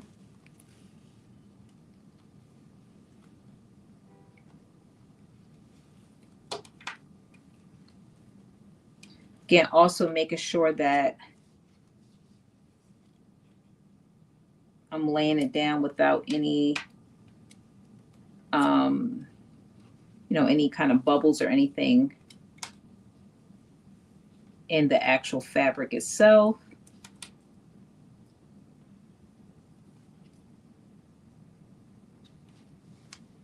So you can't see what I'm doing, but pretty much what I'm doing is just in the seam allowance, putting the zipper tape on.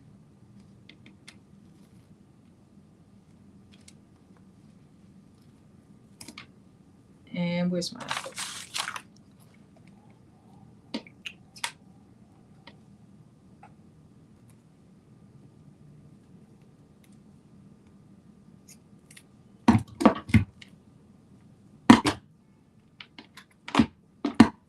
Just this out the way.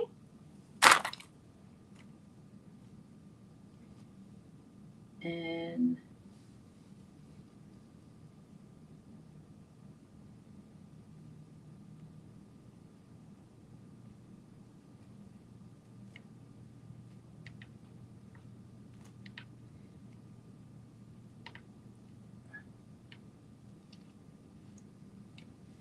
all right, and then I'm just going to apply a little extra pressure with my finger, my nail.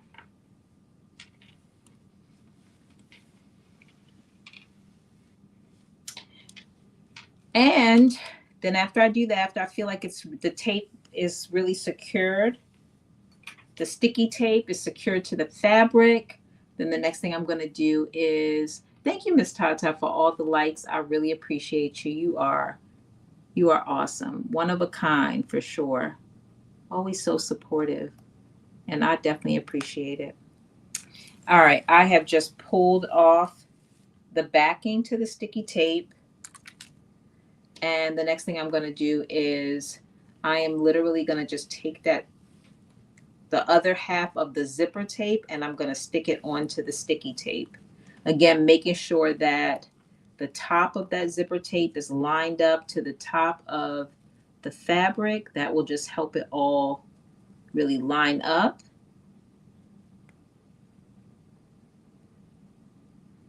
And I'm just going to stick it on there. Also making sure that your zipper pull does not get stuck, as mine continues to want to do. Every time I'm trying to stick this on there, my zipper pull is saying, hey, don't forget about me. And I'm like, yes, I intend to. All right, there we go.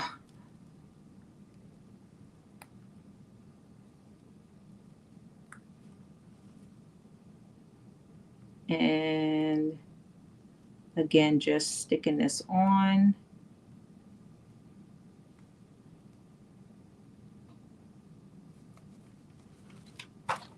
So as I was mentioning before my video did something crazy, I was saying that I do have, separate videos on how to put in a zipper, like literally step by step.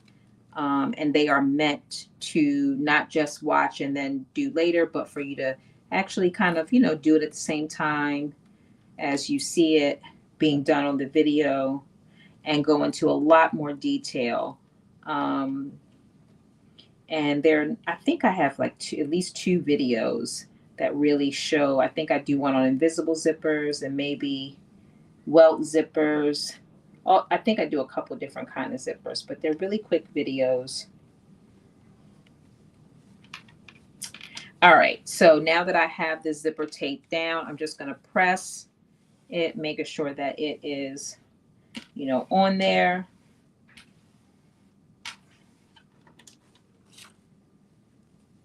And I think I've pretty much all removed most of the pins.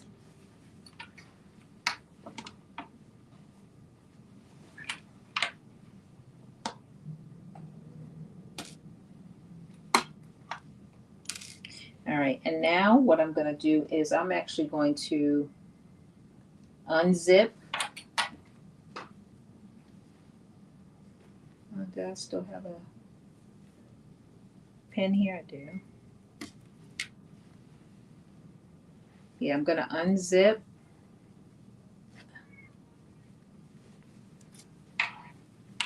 And then I'm going to, and part of the reason why I'm unzipping it now too is to just make sure that before I sew it on that I'm not going to have any problems with where the zipper tape is.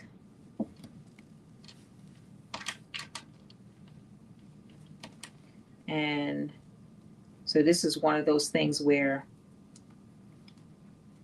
one side of the fabric got onto the zipper tape, the sticky tape, I should say.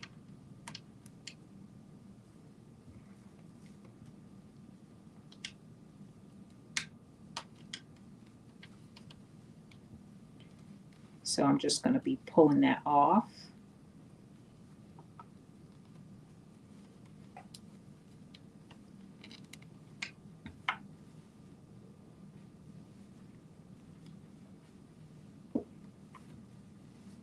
Okay, I don't have to worry about there. So it only happened really in this one spot.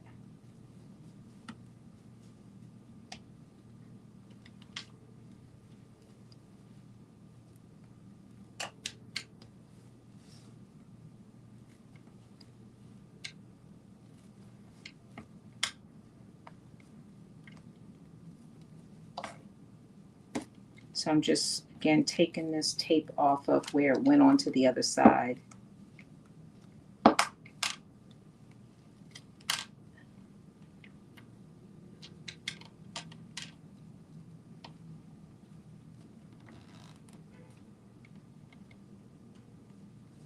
All right, there we go.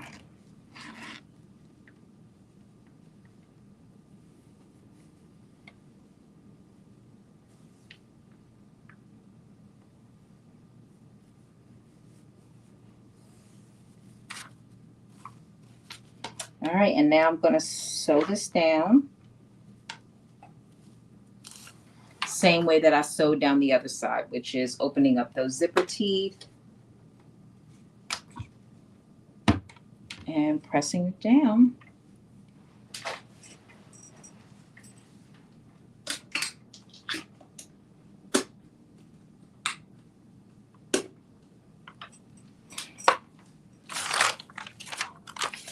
And I'm just plugging in my device to make sure I can get a full charge. Okay, there we go.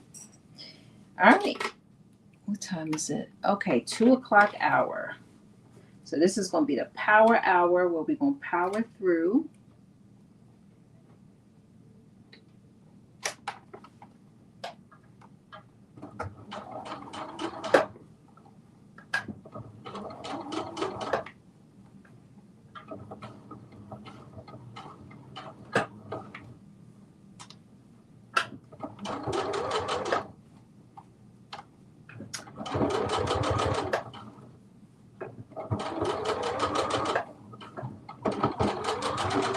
Again, putting in those invisible zippers it's not too difficult. It's more about practice. And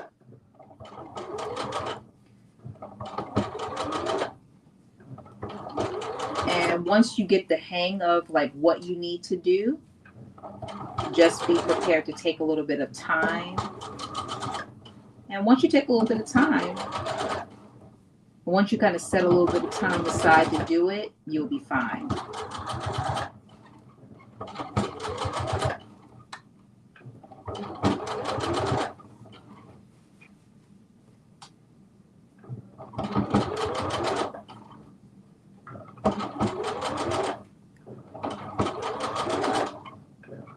This zipper actually matches a lot closer than I thought it was going to match.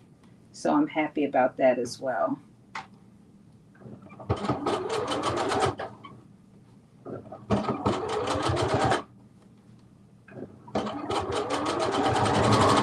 Oops. A little too fast, but I think it's okay.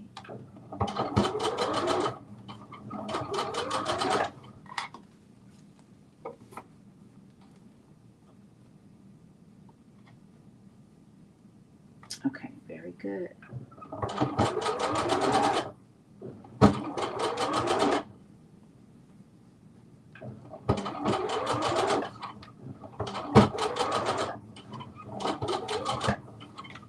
And I think this is the last little bit. I'm gonna do a little back stitch. And we have officially installed the zipper to the back. And I am literally just going to zipping it up, making sure that it will zip without any problem.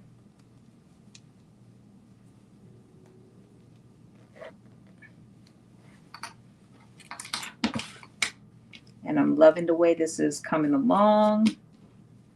Again, just making sure that I don't have any problems with the zipper.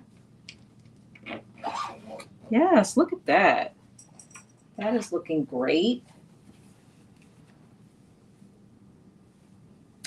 And the zipper is looking really invisible, so I'm happy about that. So we have put the zipper in. Zipper is in. Okay, so what's next? We have spent a good bit of time so far putting the front to the back, the back pieces together, 2 back pieces, the zipper, the darts, and now we are moving on to putting the shoulder seams together. I believe it's our next step. It is. Our next step is to finish the bottom of the skirt, the bottom of the back piece of the dress. So remember I stated that we've only sewn together all the way up to where the zipper is, but we still have to sew together the rest of this piece. So I've already clipped it together, or most of it together. So I'm just going to put in a couple more clips in, and I'm going to do a stitch straight down to basically finish where the zipper ends all the way to the bottom of the dress.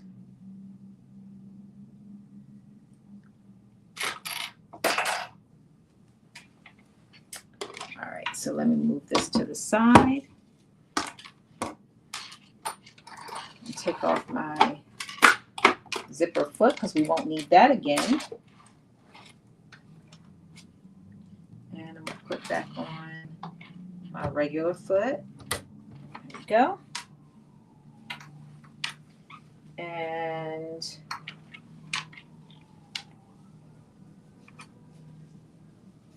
now we can. Actually, I'm going to start from the bottom.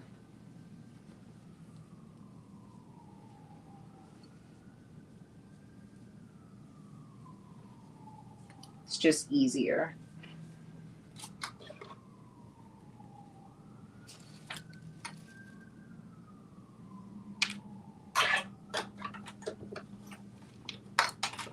All right, and again, I'm going to do this at a 1/2 inch seam allowance because that's where I put my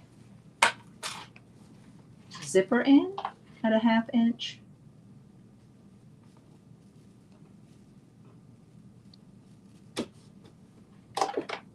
So we're going to stick with that. I'm going to do a back stitch. Oh, maybe not, because again, my sewing machine, for whatever reason, it's not liking this fabric.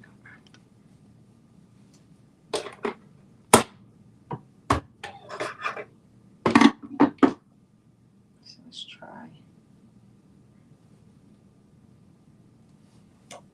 Let's try this again.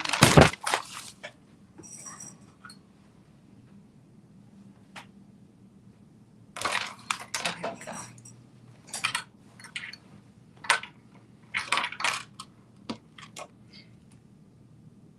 And you know what? Sometimes this happens when you need to change your needle.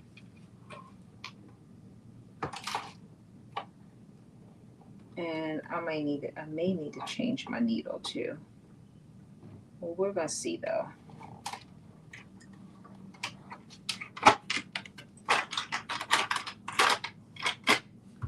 Got my needles in there. So if it does it again, we're gonna change the needle, which is not a big deal, but if we can make it through this without doing that, all the merrier.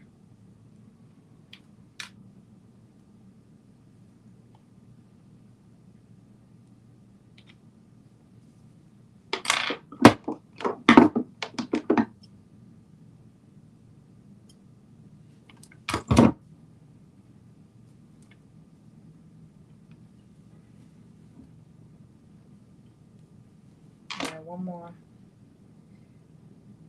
attempt to take this out.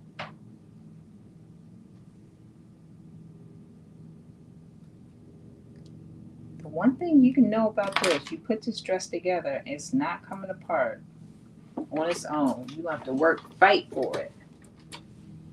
All right, let's try this again.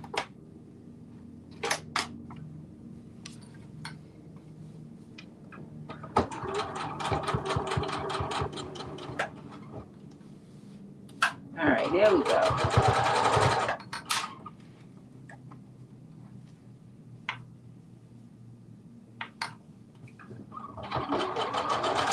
All right, so I'm just sewing up the back of the dress from the bottom, the two back pieces from the bottom to the zipper.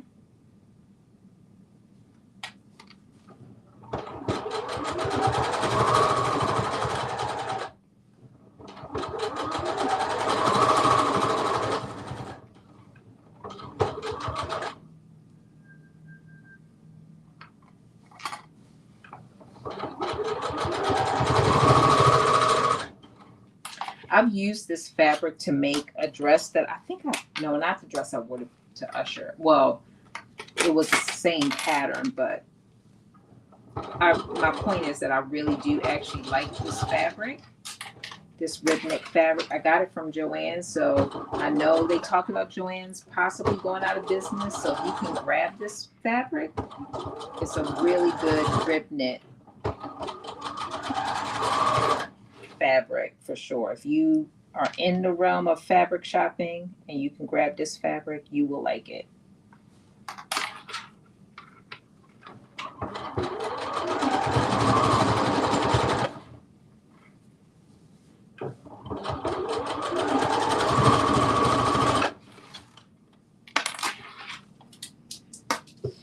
All right.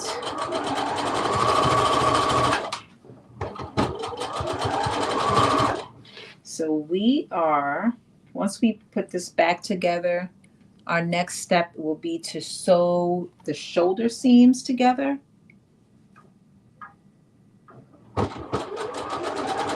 the front and the back.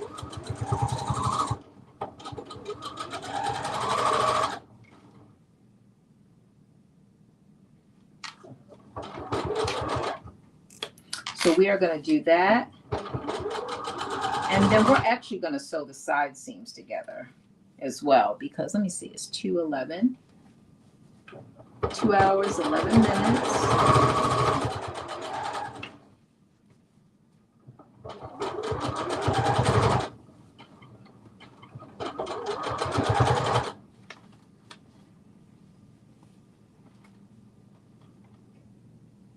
Get out of here. Okay.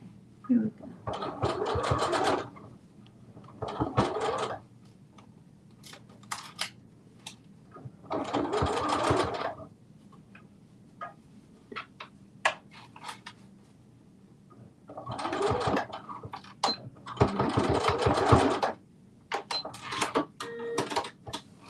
All right. So we have sewed the rest of the dress together. Let me just see. Here we go. So it's got a little wrinkle back there, but nothing that can't be pressed out. Hopefully my lipstick did not get on there. Nope, it did not. Okay. Yeah, nothing that can't be pressed out.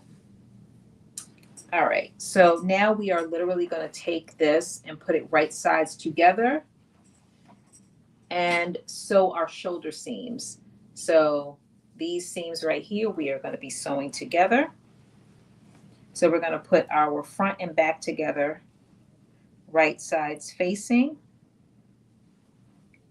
Here we go.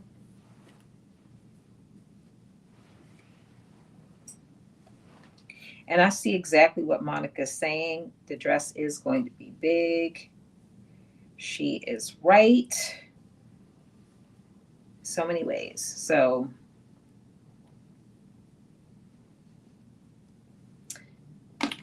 we're going to have to use the serger, I can tell. Which is the other reason why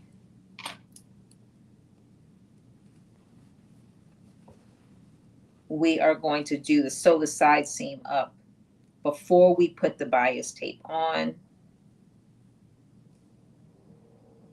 Definitely going to do that. Let me see. That.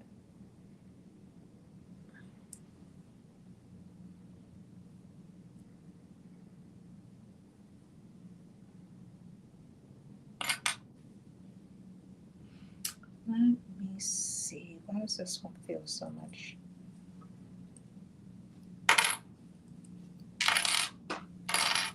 Let's see. Is this shorter? It is a little bit shorter. Okay.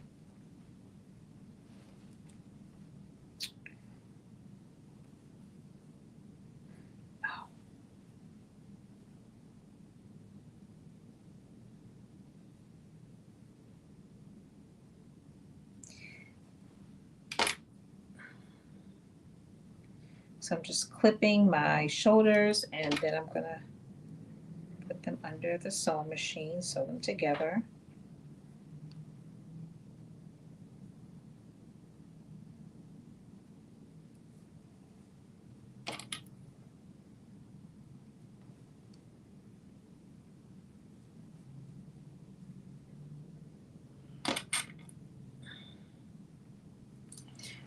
All right, so I'm sewing the shoulder seams together. I do like that this one piece of white is there. It definitely is adding something to it. That is for sure. Making it a little less, you know,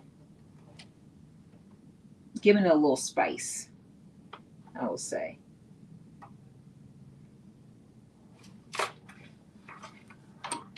The other thing I do like about this dress is that because we are going to be sewing these little shawls to go over it, it definitely can go from summer to fall to winter. What? Nope.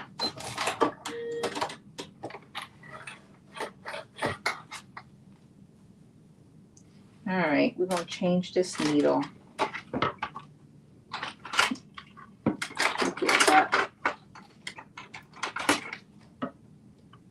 Change this needle out because I feel like that is what the problem is. I think it's pushing the fabric down and that's making it get stuck. If Julian was on, that's probably what he would say. Change the needle. If you have a problem, change the needle.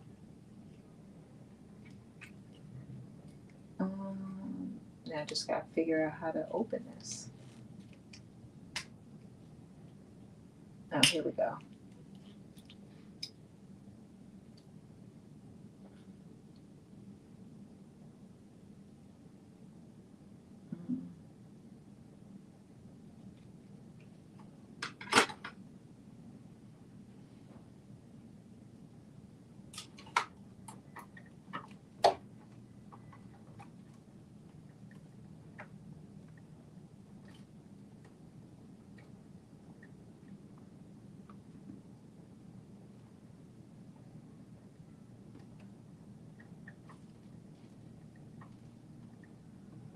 I'm just sticking the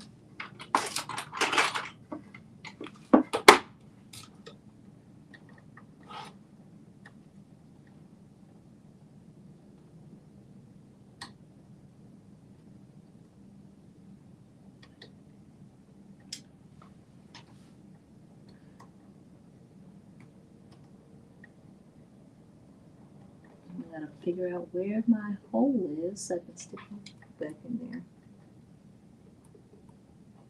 All right, there we go. It's like, what in the world?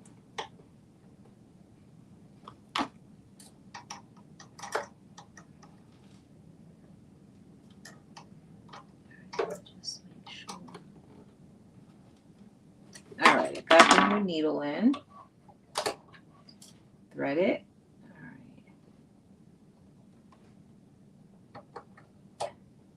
And to think that could have been the problem the whole time. Let's hope that that is the case.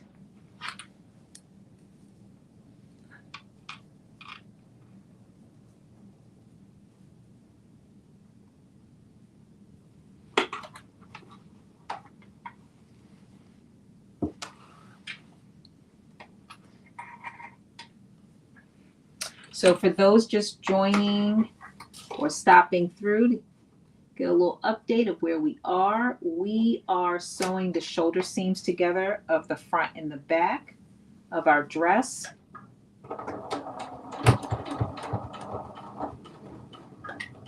What in the world? Is it doing it again? It is, but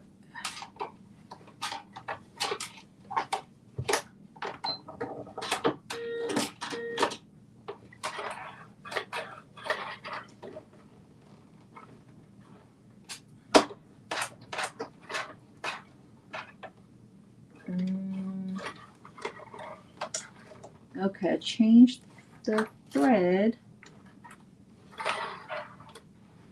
but still got stuck in here, so.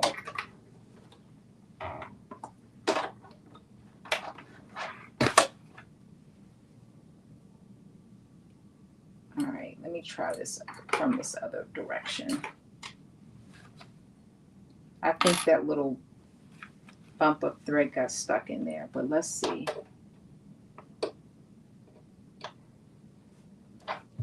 Trying it from the other direction. Let's see if that makes a difference.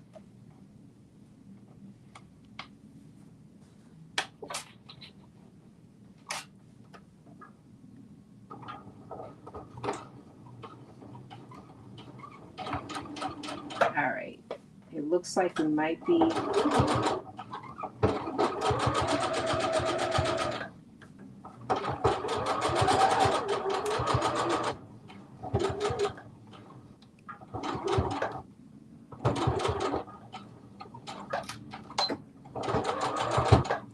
we got it.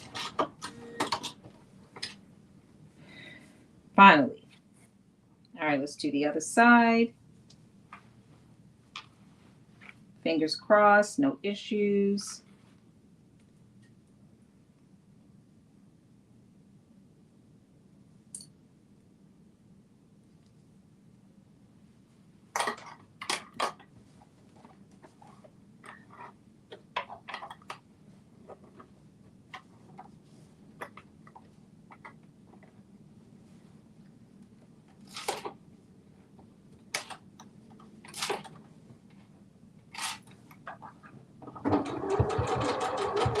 Yay, okay.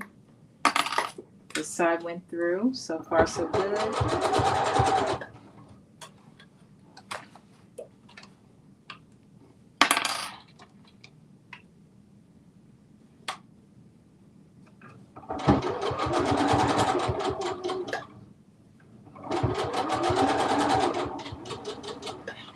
Little back stitch. All right, shoulders are together, and now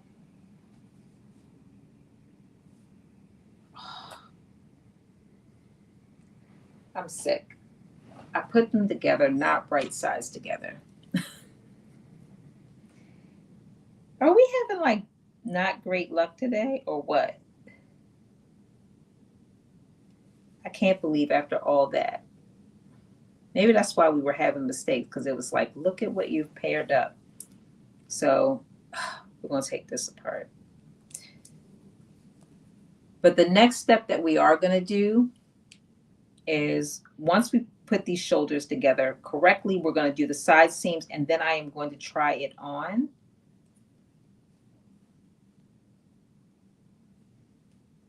Because we want to make sure, again, before we put I guess we could put the bias tape around the neck.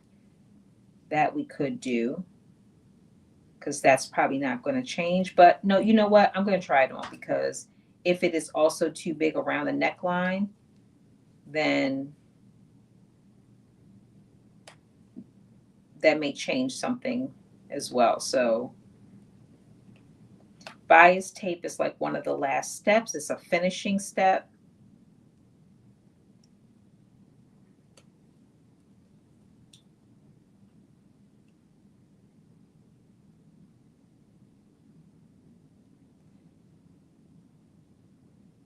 All right. I can't believe I did that. Hey, Cynthia. How are you? You working on any sewing? Miss Tata, have you started sewing again yet? Are you still resting? I know you said you were going to try to cut out some patterns last week.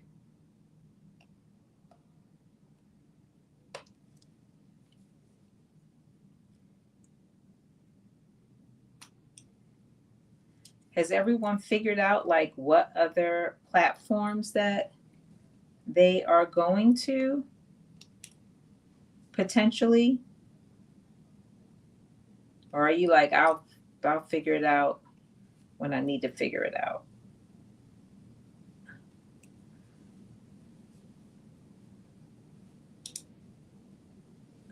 I know one thing I'm seeing is I didn't realize there were so many other, apps that were out there. I did not know. Had no idea.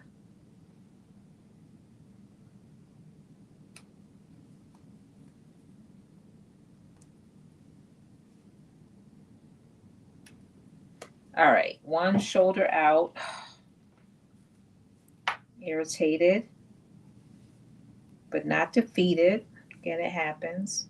See, this is look, I think this is, you know what I think this is happening, because this is truly reminding me of what it was like when I first started sewing.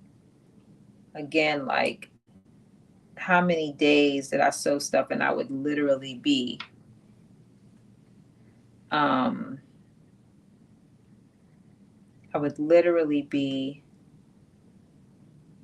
using my seam ripper, taking stuff out because I misread or misunderstood. So I think this is, maybe a good, just like it happens to the, and I'm not saying I'm the best, but to even the most experienced people, like this is not even a instructional mistake. This was me not, putting something right side together. And sometimes what I do to help me is I will even say it out loud. And so, like, oh, I'm putting this right side together, because it helps me to remember. Make sure you put it right side together. Oh, Cynthia, you said Instagram and Stitch. So am I following you on Stitch? I got to make sure I am following you on Stitch. Is your handle the same on Stitch as it is on Instagram? Because then I'll make sure I follow you there. Miss Tata on Threads. You like the live on Favorite. I see Favorite. That's one of those ones I never even heard of. What do you like about it, Miss Tata? Oh yeah, you on IG, Facebook, and YouTube. Okay. I have to make sure I feel like I'm following you all of those places, but I will make sure. I will definitely make sure.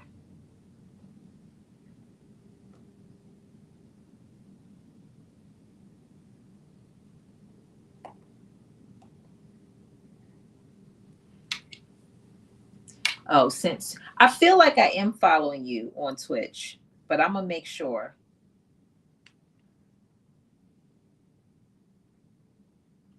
I will definitely make sure.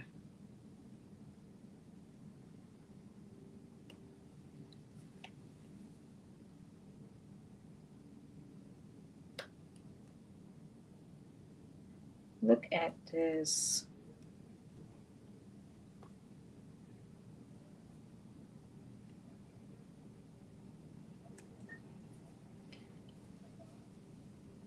Not so many rules. Oh, okay. All right. Okay. So you over there getting your life on favorited. Okay.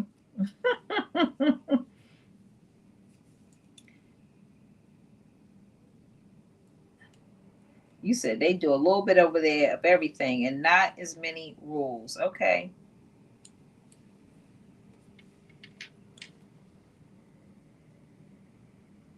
I guess that's why it's called favorited, because it's probably everybody's favorite. You once you go over there, you don't go back.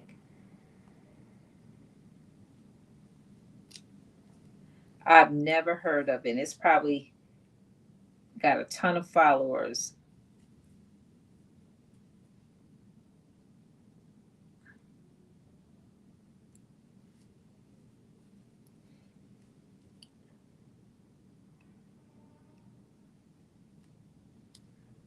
Well, we'll have to see. I just recently added Twitch because it was easy for me to just be able to stream there. Um,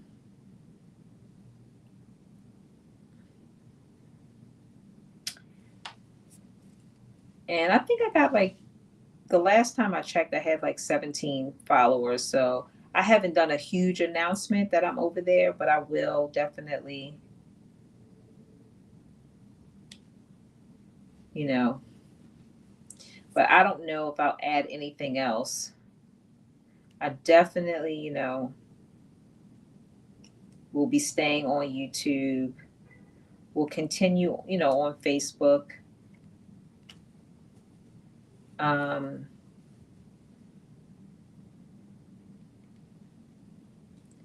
all right, I feel like this one is just giving me the hard time. All right, is that it? This last little piece, it's always that last little piece. Don't want to come out. All right, there we go. Now, here's my right side. And here's my right side. Thank you. Some BS members have started to go live on favorite. Okay, I might just have to go over there and be nosy. I like to be nosy, see what's going on.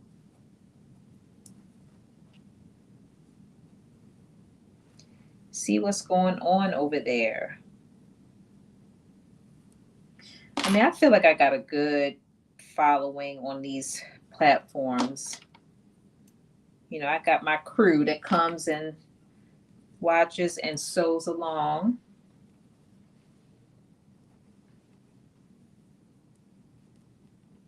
So we'll have to see. But it doesn't hurt to look. Definitely doesn't hurt to look. Thank you, Cynthia. Yeah, maybe next week I will have a little a little post or something for this live that kind of has all the handles on it too. Even though the link, if you're on TikTok, the link is in my bio, so it has it.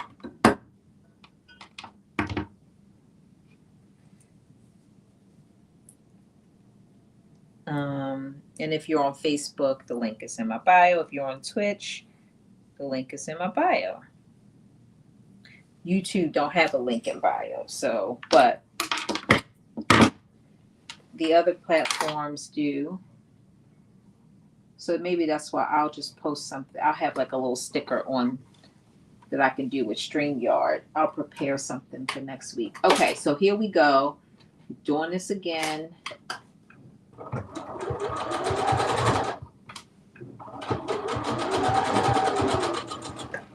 Third time, or maybe it's the second, is the charm.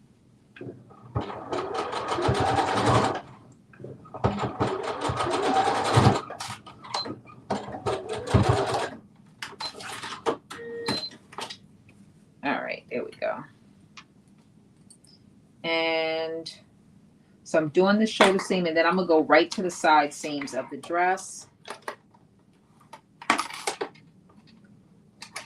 The closer we get to finishing, the more I'm sad that I feel like it's not gonna fit, but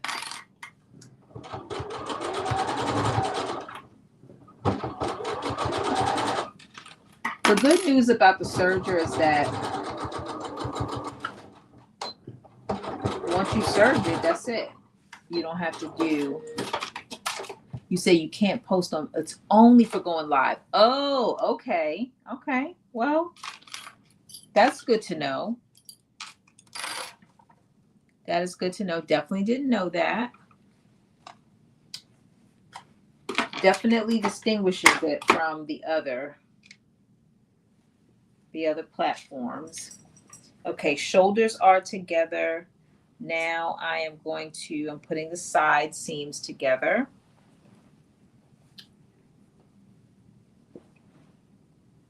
See, if I would have made this smaller, I probably could have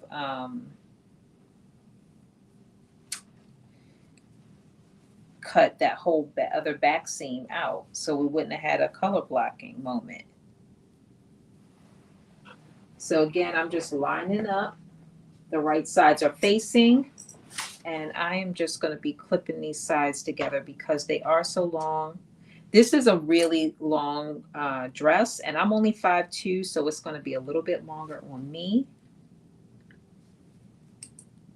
which I'm okay with because I like long when it comes to my dresses.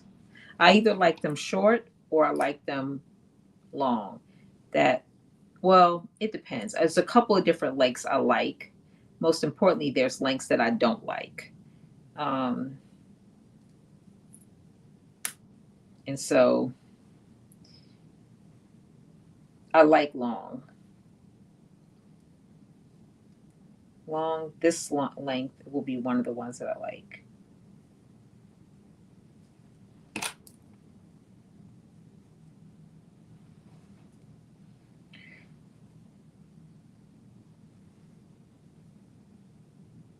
It's that below the knee, awkward, like above the calf, that I don't like. It's either like it needs to be right above the knee, or it's also like that above the ankle, but not, it's like that in between the ankle and the bottom of the calf that I don't like. So that's another.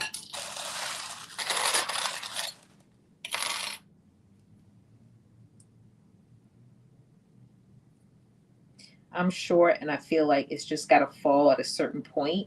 Also,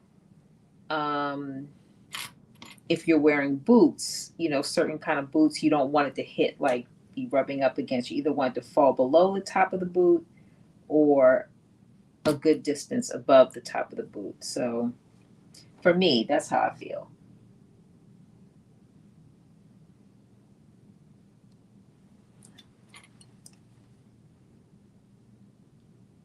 All right, I'm just clipping together these side seams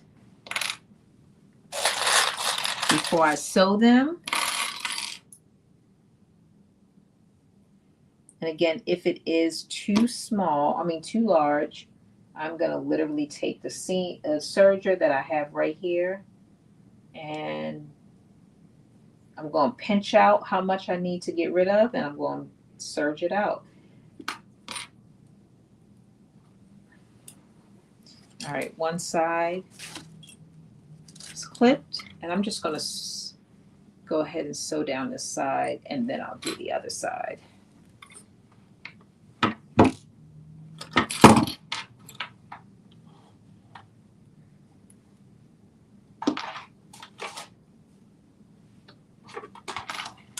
And I'm making the side seams a little bit larger too, because again, I'm just expecting that this dress is going to be big. So I'm doing them probably a little bit larger than 5/8.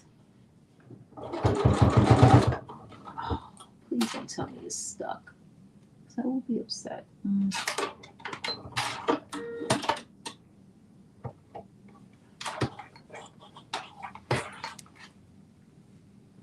Okay.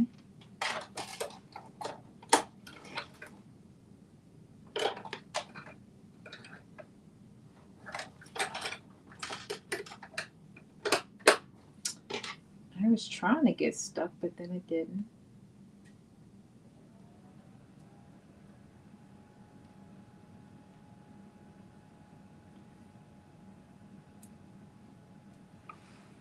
All right, let's try this again.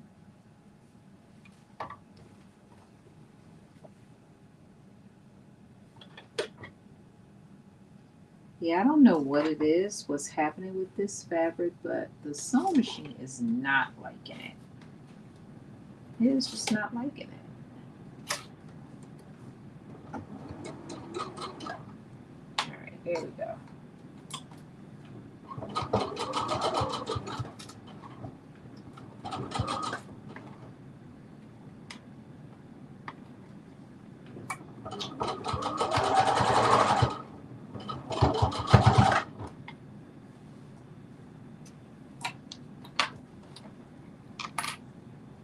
Hey, Brooklyn Timmy.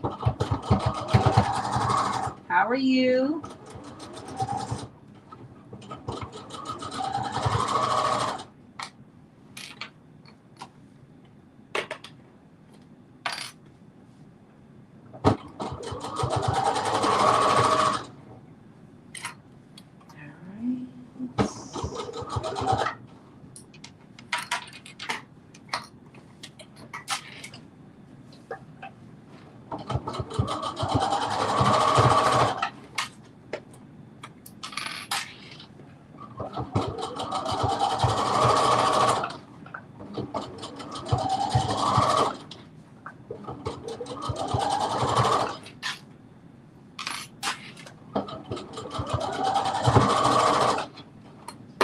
Everybody cross your fingers that we have a reasonable fit to this dress, that we can literally move on to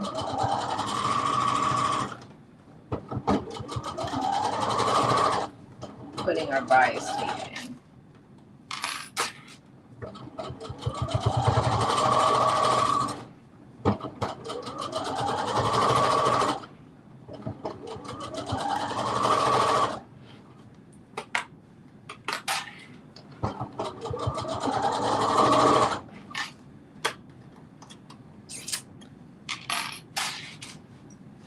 Thank you. Happy New Year to you too.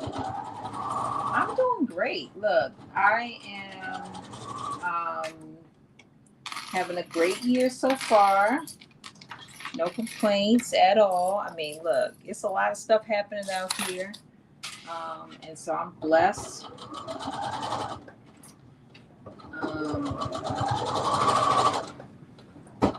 Prioritizing my health and wellness. So I'm very happy about that. Now I'm in a position to do that.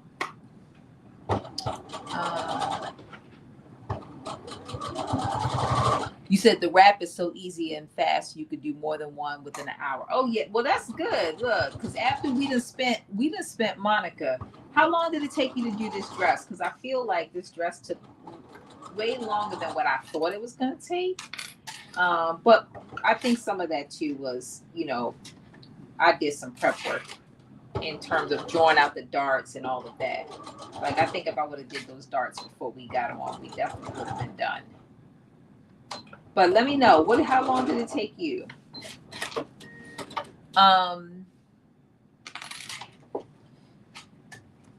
Yeah, one side is stitched up, and now we're gonna move on to the other side.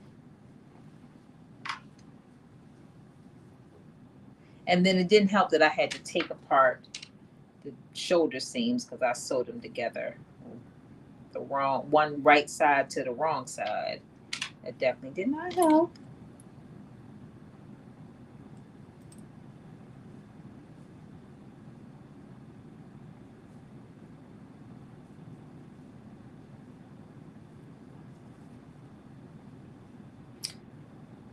So we have some takeaways from making this dress. If everything holds true, that it's a little bit too big. And I definitely feel like it's going to be a little bit too big. Now, if I come out and this dress is fitting me, that's going to say I'm bigger than I thought it was. So no judgment. What do they say? What's that new saying? We listen and we don't judge. That part. That part. I love that little phrase. It just I laugh every time I see it, because let me tell you, the stuff people feel willing to tell you after they make that statement has me dying, because I'm like, yeah. If you think that people are only listening and not judging, they may not say it, but I refuse to believe. I refuse to believe. Okay, you said the dress didn't take long, but I use a different method for my darts. But it took some time to adjust the fit. Got it. Yeah. Oops. Yeah, I feel like, I feel like it's taken me way longer than it probably will take people who do attempt to sew it. Hi, Marilyn. I cut a size large, and my measurements are like 38, let's just say 39 bust. I'm like 38 and a half, 39 bust, 35 waist, 43 hip is what I am, and that put me in a medium. I'm like right on the edge of a medium, but my motivation for really cutting a large was that I do want to do this in a woven. I like the dress, I like the style of the dress, and I really want to do it in this pinstripe gray woven fabric that I have. I really want to do it in that. And I was like, okay, let me just cut it a little bit larger so I can get a feel for the fit, because I want to do it in the woven fabric, and it's not going to be stretchy. Well, Monica has made this dress 4 times for her, between her and her daughter, and has said that it is cut big. And after starting to put it together, I can see that it is cut a little bit big. So I have my serger out just in case I need to serge the sides off.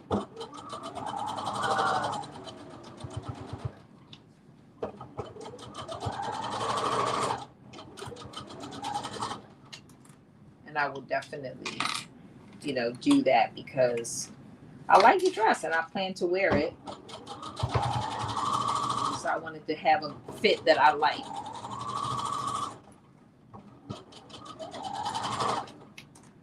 I got my little boots together. But I also feel like this is a dress that I will wear in the spring and the summer, because it's sleeveless, so.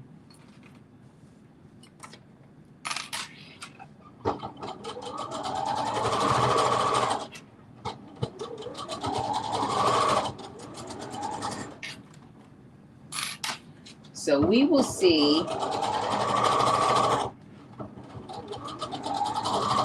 Hopefully I don't have to do too much to it.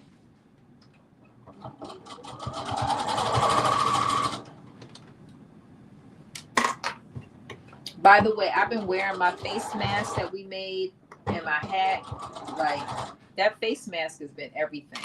And next week is supposed to be super cold. By the way, I don't even know if I mentioned this, but my daughter and my sister and my nephew went to the Ravens game this past week, and I ended up making them masks. Those like winter masks, I'm telling you, it's when it's cold outside, especially when the wind is blowing, Like they're everything. I'm thinking about actually making another one because I have some scrap raven fabric that I had got from Joann's a while ago. It's a cotton, but I was thinking about putting it over top of, just like, making it more like a decorative fabric and just making one.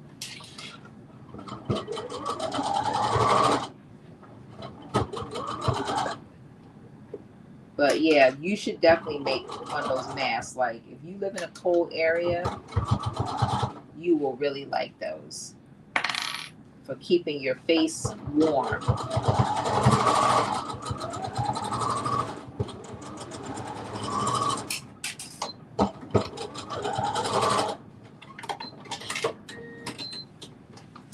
Okay. So alteration wise, the only thing alteration that I made or is I did do a color block that does not that required me to make not adjustment to the pattern, but basically as I was cutting it out to add some additional seam allowance in so that I can cut it in, because this color blocking is not part of what comes with it's not a style line that's included in the pattern. But yeah, I can definitely tell the dress is going to be much bigger than I thought it was going to be, but it may not be too bad. So this is what I'm going to do. I'm going to go try the dress on so we can see. I love the way the zipper turned out. Again, it's like fitting perfectly in there. Love that. So I'm going to try this on and I will be right back.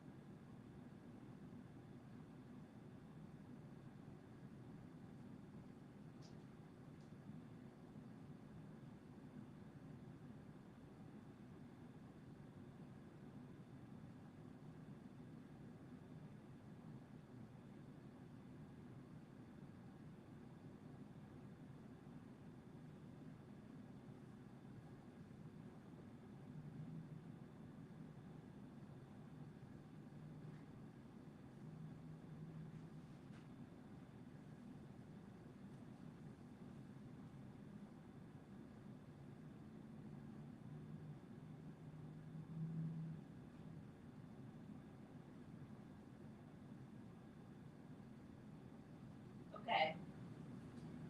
So the dress is definitely big. As Monica said, it is definitely big. And I probably it is so big that I probably didn't even really need the zipper. I feel like well, then again, yes, I do, because if you're gonna put bias tape on, which we're gonna do, you're gonna have, like, it's gonna be restricted. You're not gonna have that same, but it is big. Like, I could definitely have done the medium, but I don't know. I feel like it gives you a little bit of room. But what I wish I really would have did was made this white, maybe stop right here instead of coming down so low. I made it lower than probably what I should have done. I would have liked to see it maybe come right here instead. But you can see, like, where I feel like the darts are not exactly right. And I also feel like, because I cut it such a big size, I feel like the darts in the back don't line up exactly where I would want them to be. It's not awful. I just definitely could tell that the sizing is, it has a little bit of, like, I should have done like a medium. So I'm thinking what I might do, because I still feel like I can salvage it, like I can make it so that it is the dress that I want it to be, because again, I do want to wear it. So I think what I'm going to do is, I know y'all probably going to kill me, but I'm not doing it on live, but I think I'm going to take it apart and kind of cut it down a little bit and redo the darts. Like, I'm literally going to probably cut it down to a medium, which I think is going to take probably like a half an inch off of some parts, maybe even up to an inch off of some parts. So let me see. Some people are giving some good feedback. Okay, let's see. What parent? Okay, take the darts in and move the bust darts in the correct position. Yes, so definitely want to do it. So I think what I'm going to do is, I think I'm going to take it apart, take it down to a medium, because I mean, again, it's like very loose. And then I think I'm going to definitely going to take the darts out in the front, take the darts out in the back, and redo it so that it has the fit that I want it to have. But I like the length. The length is right, but like, it's not, it's not flowing a little bit. And I feel like it's giving me more of a boxy look, which is not the look that I personally like. That's the look that I would, if I bought this from the store, this is what I expect to get when I buy stuff from the store. This is not what I expect to have when I make stuff that's fitting me. So yeah, so the plan will be for me I'm probably going to do this tomorrow, not tonight. Well, tonight I'll probably spend time just taking it apart, and I am going to recut it, and then I will, with a fresh 8 hours of sleep, put the darts back in. But I can, like, take this all apart while I'm watching a movie or something tonight, and then put it back together. And then what I will do, because we didn't go over one of the significant steps, was just putting in the bias tape.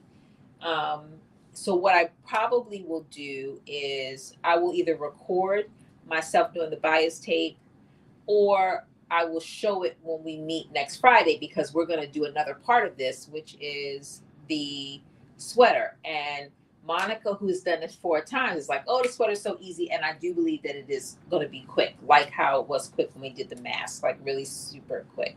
So I might show, just like, again, how you do it, just like with some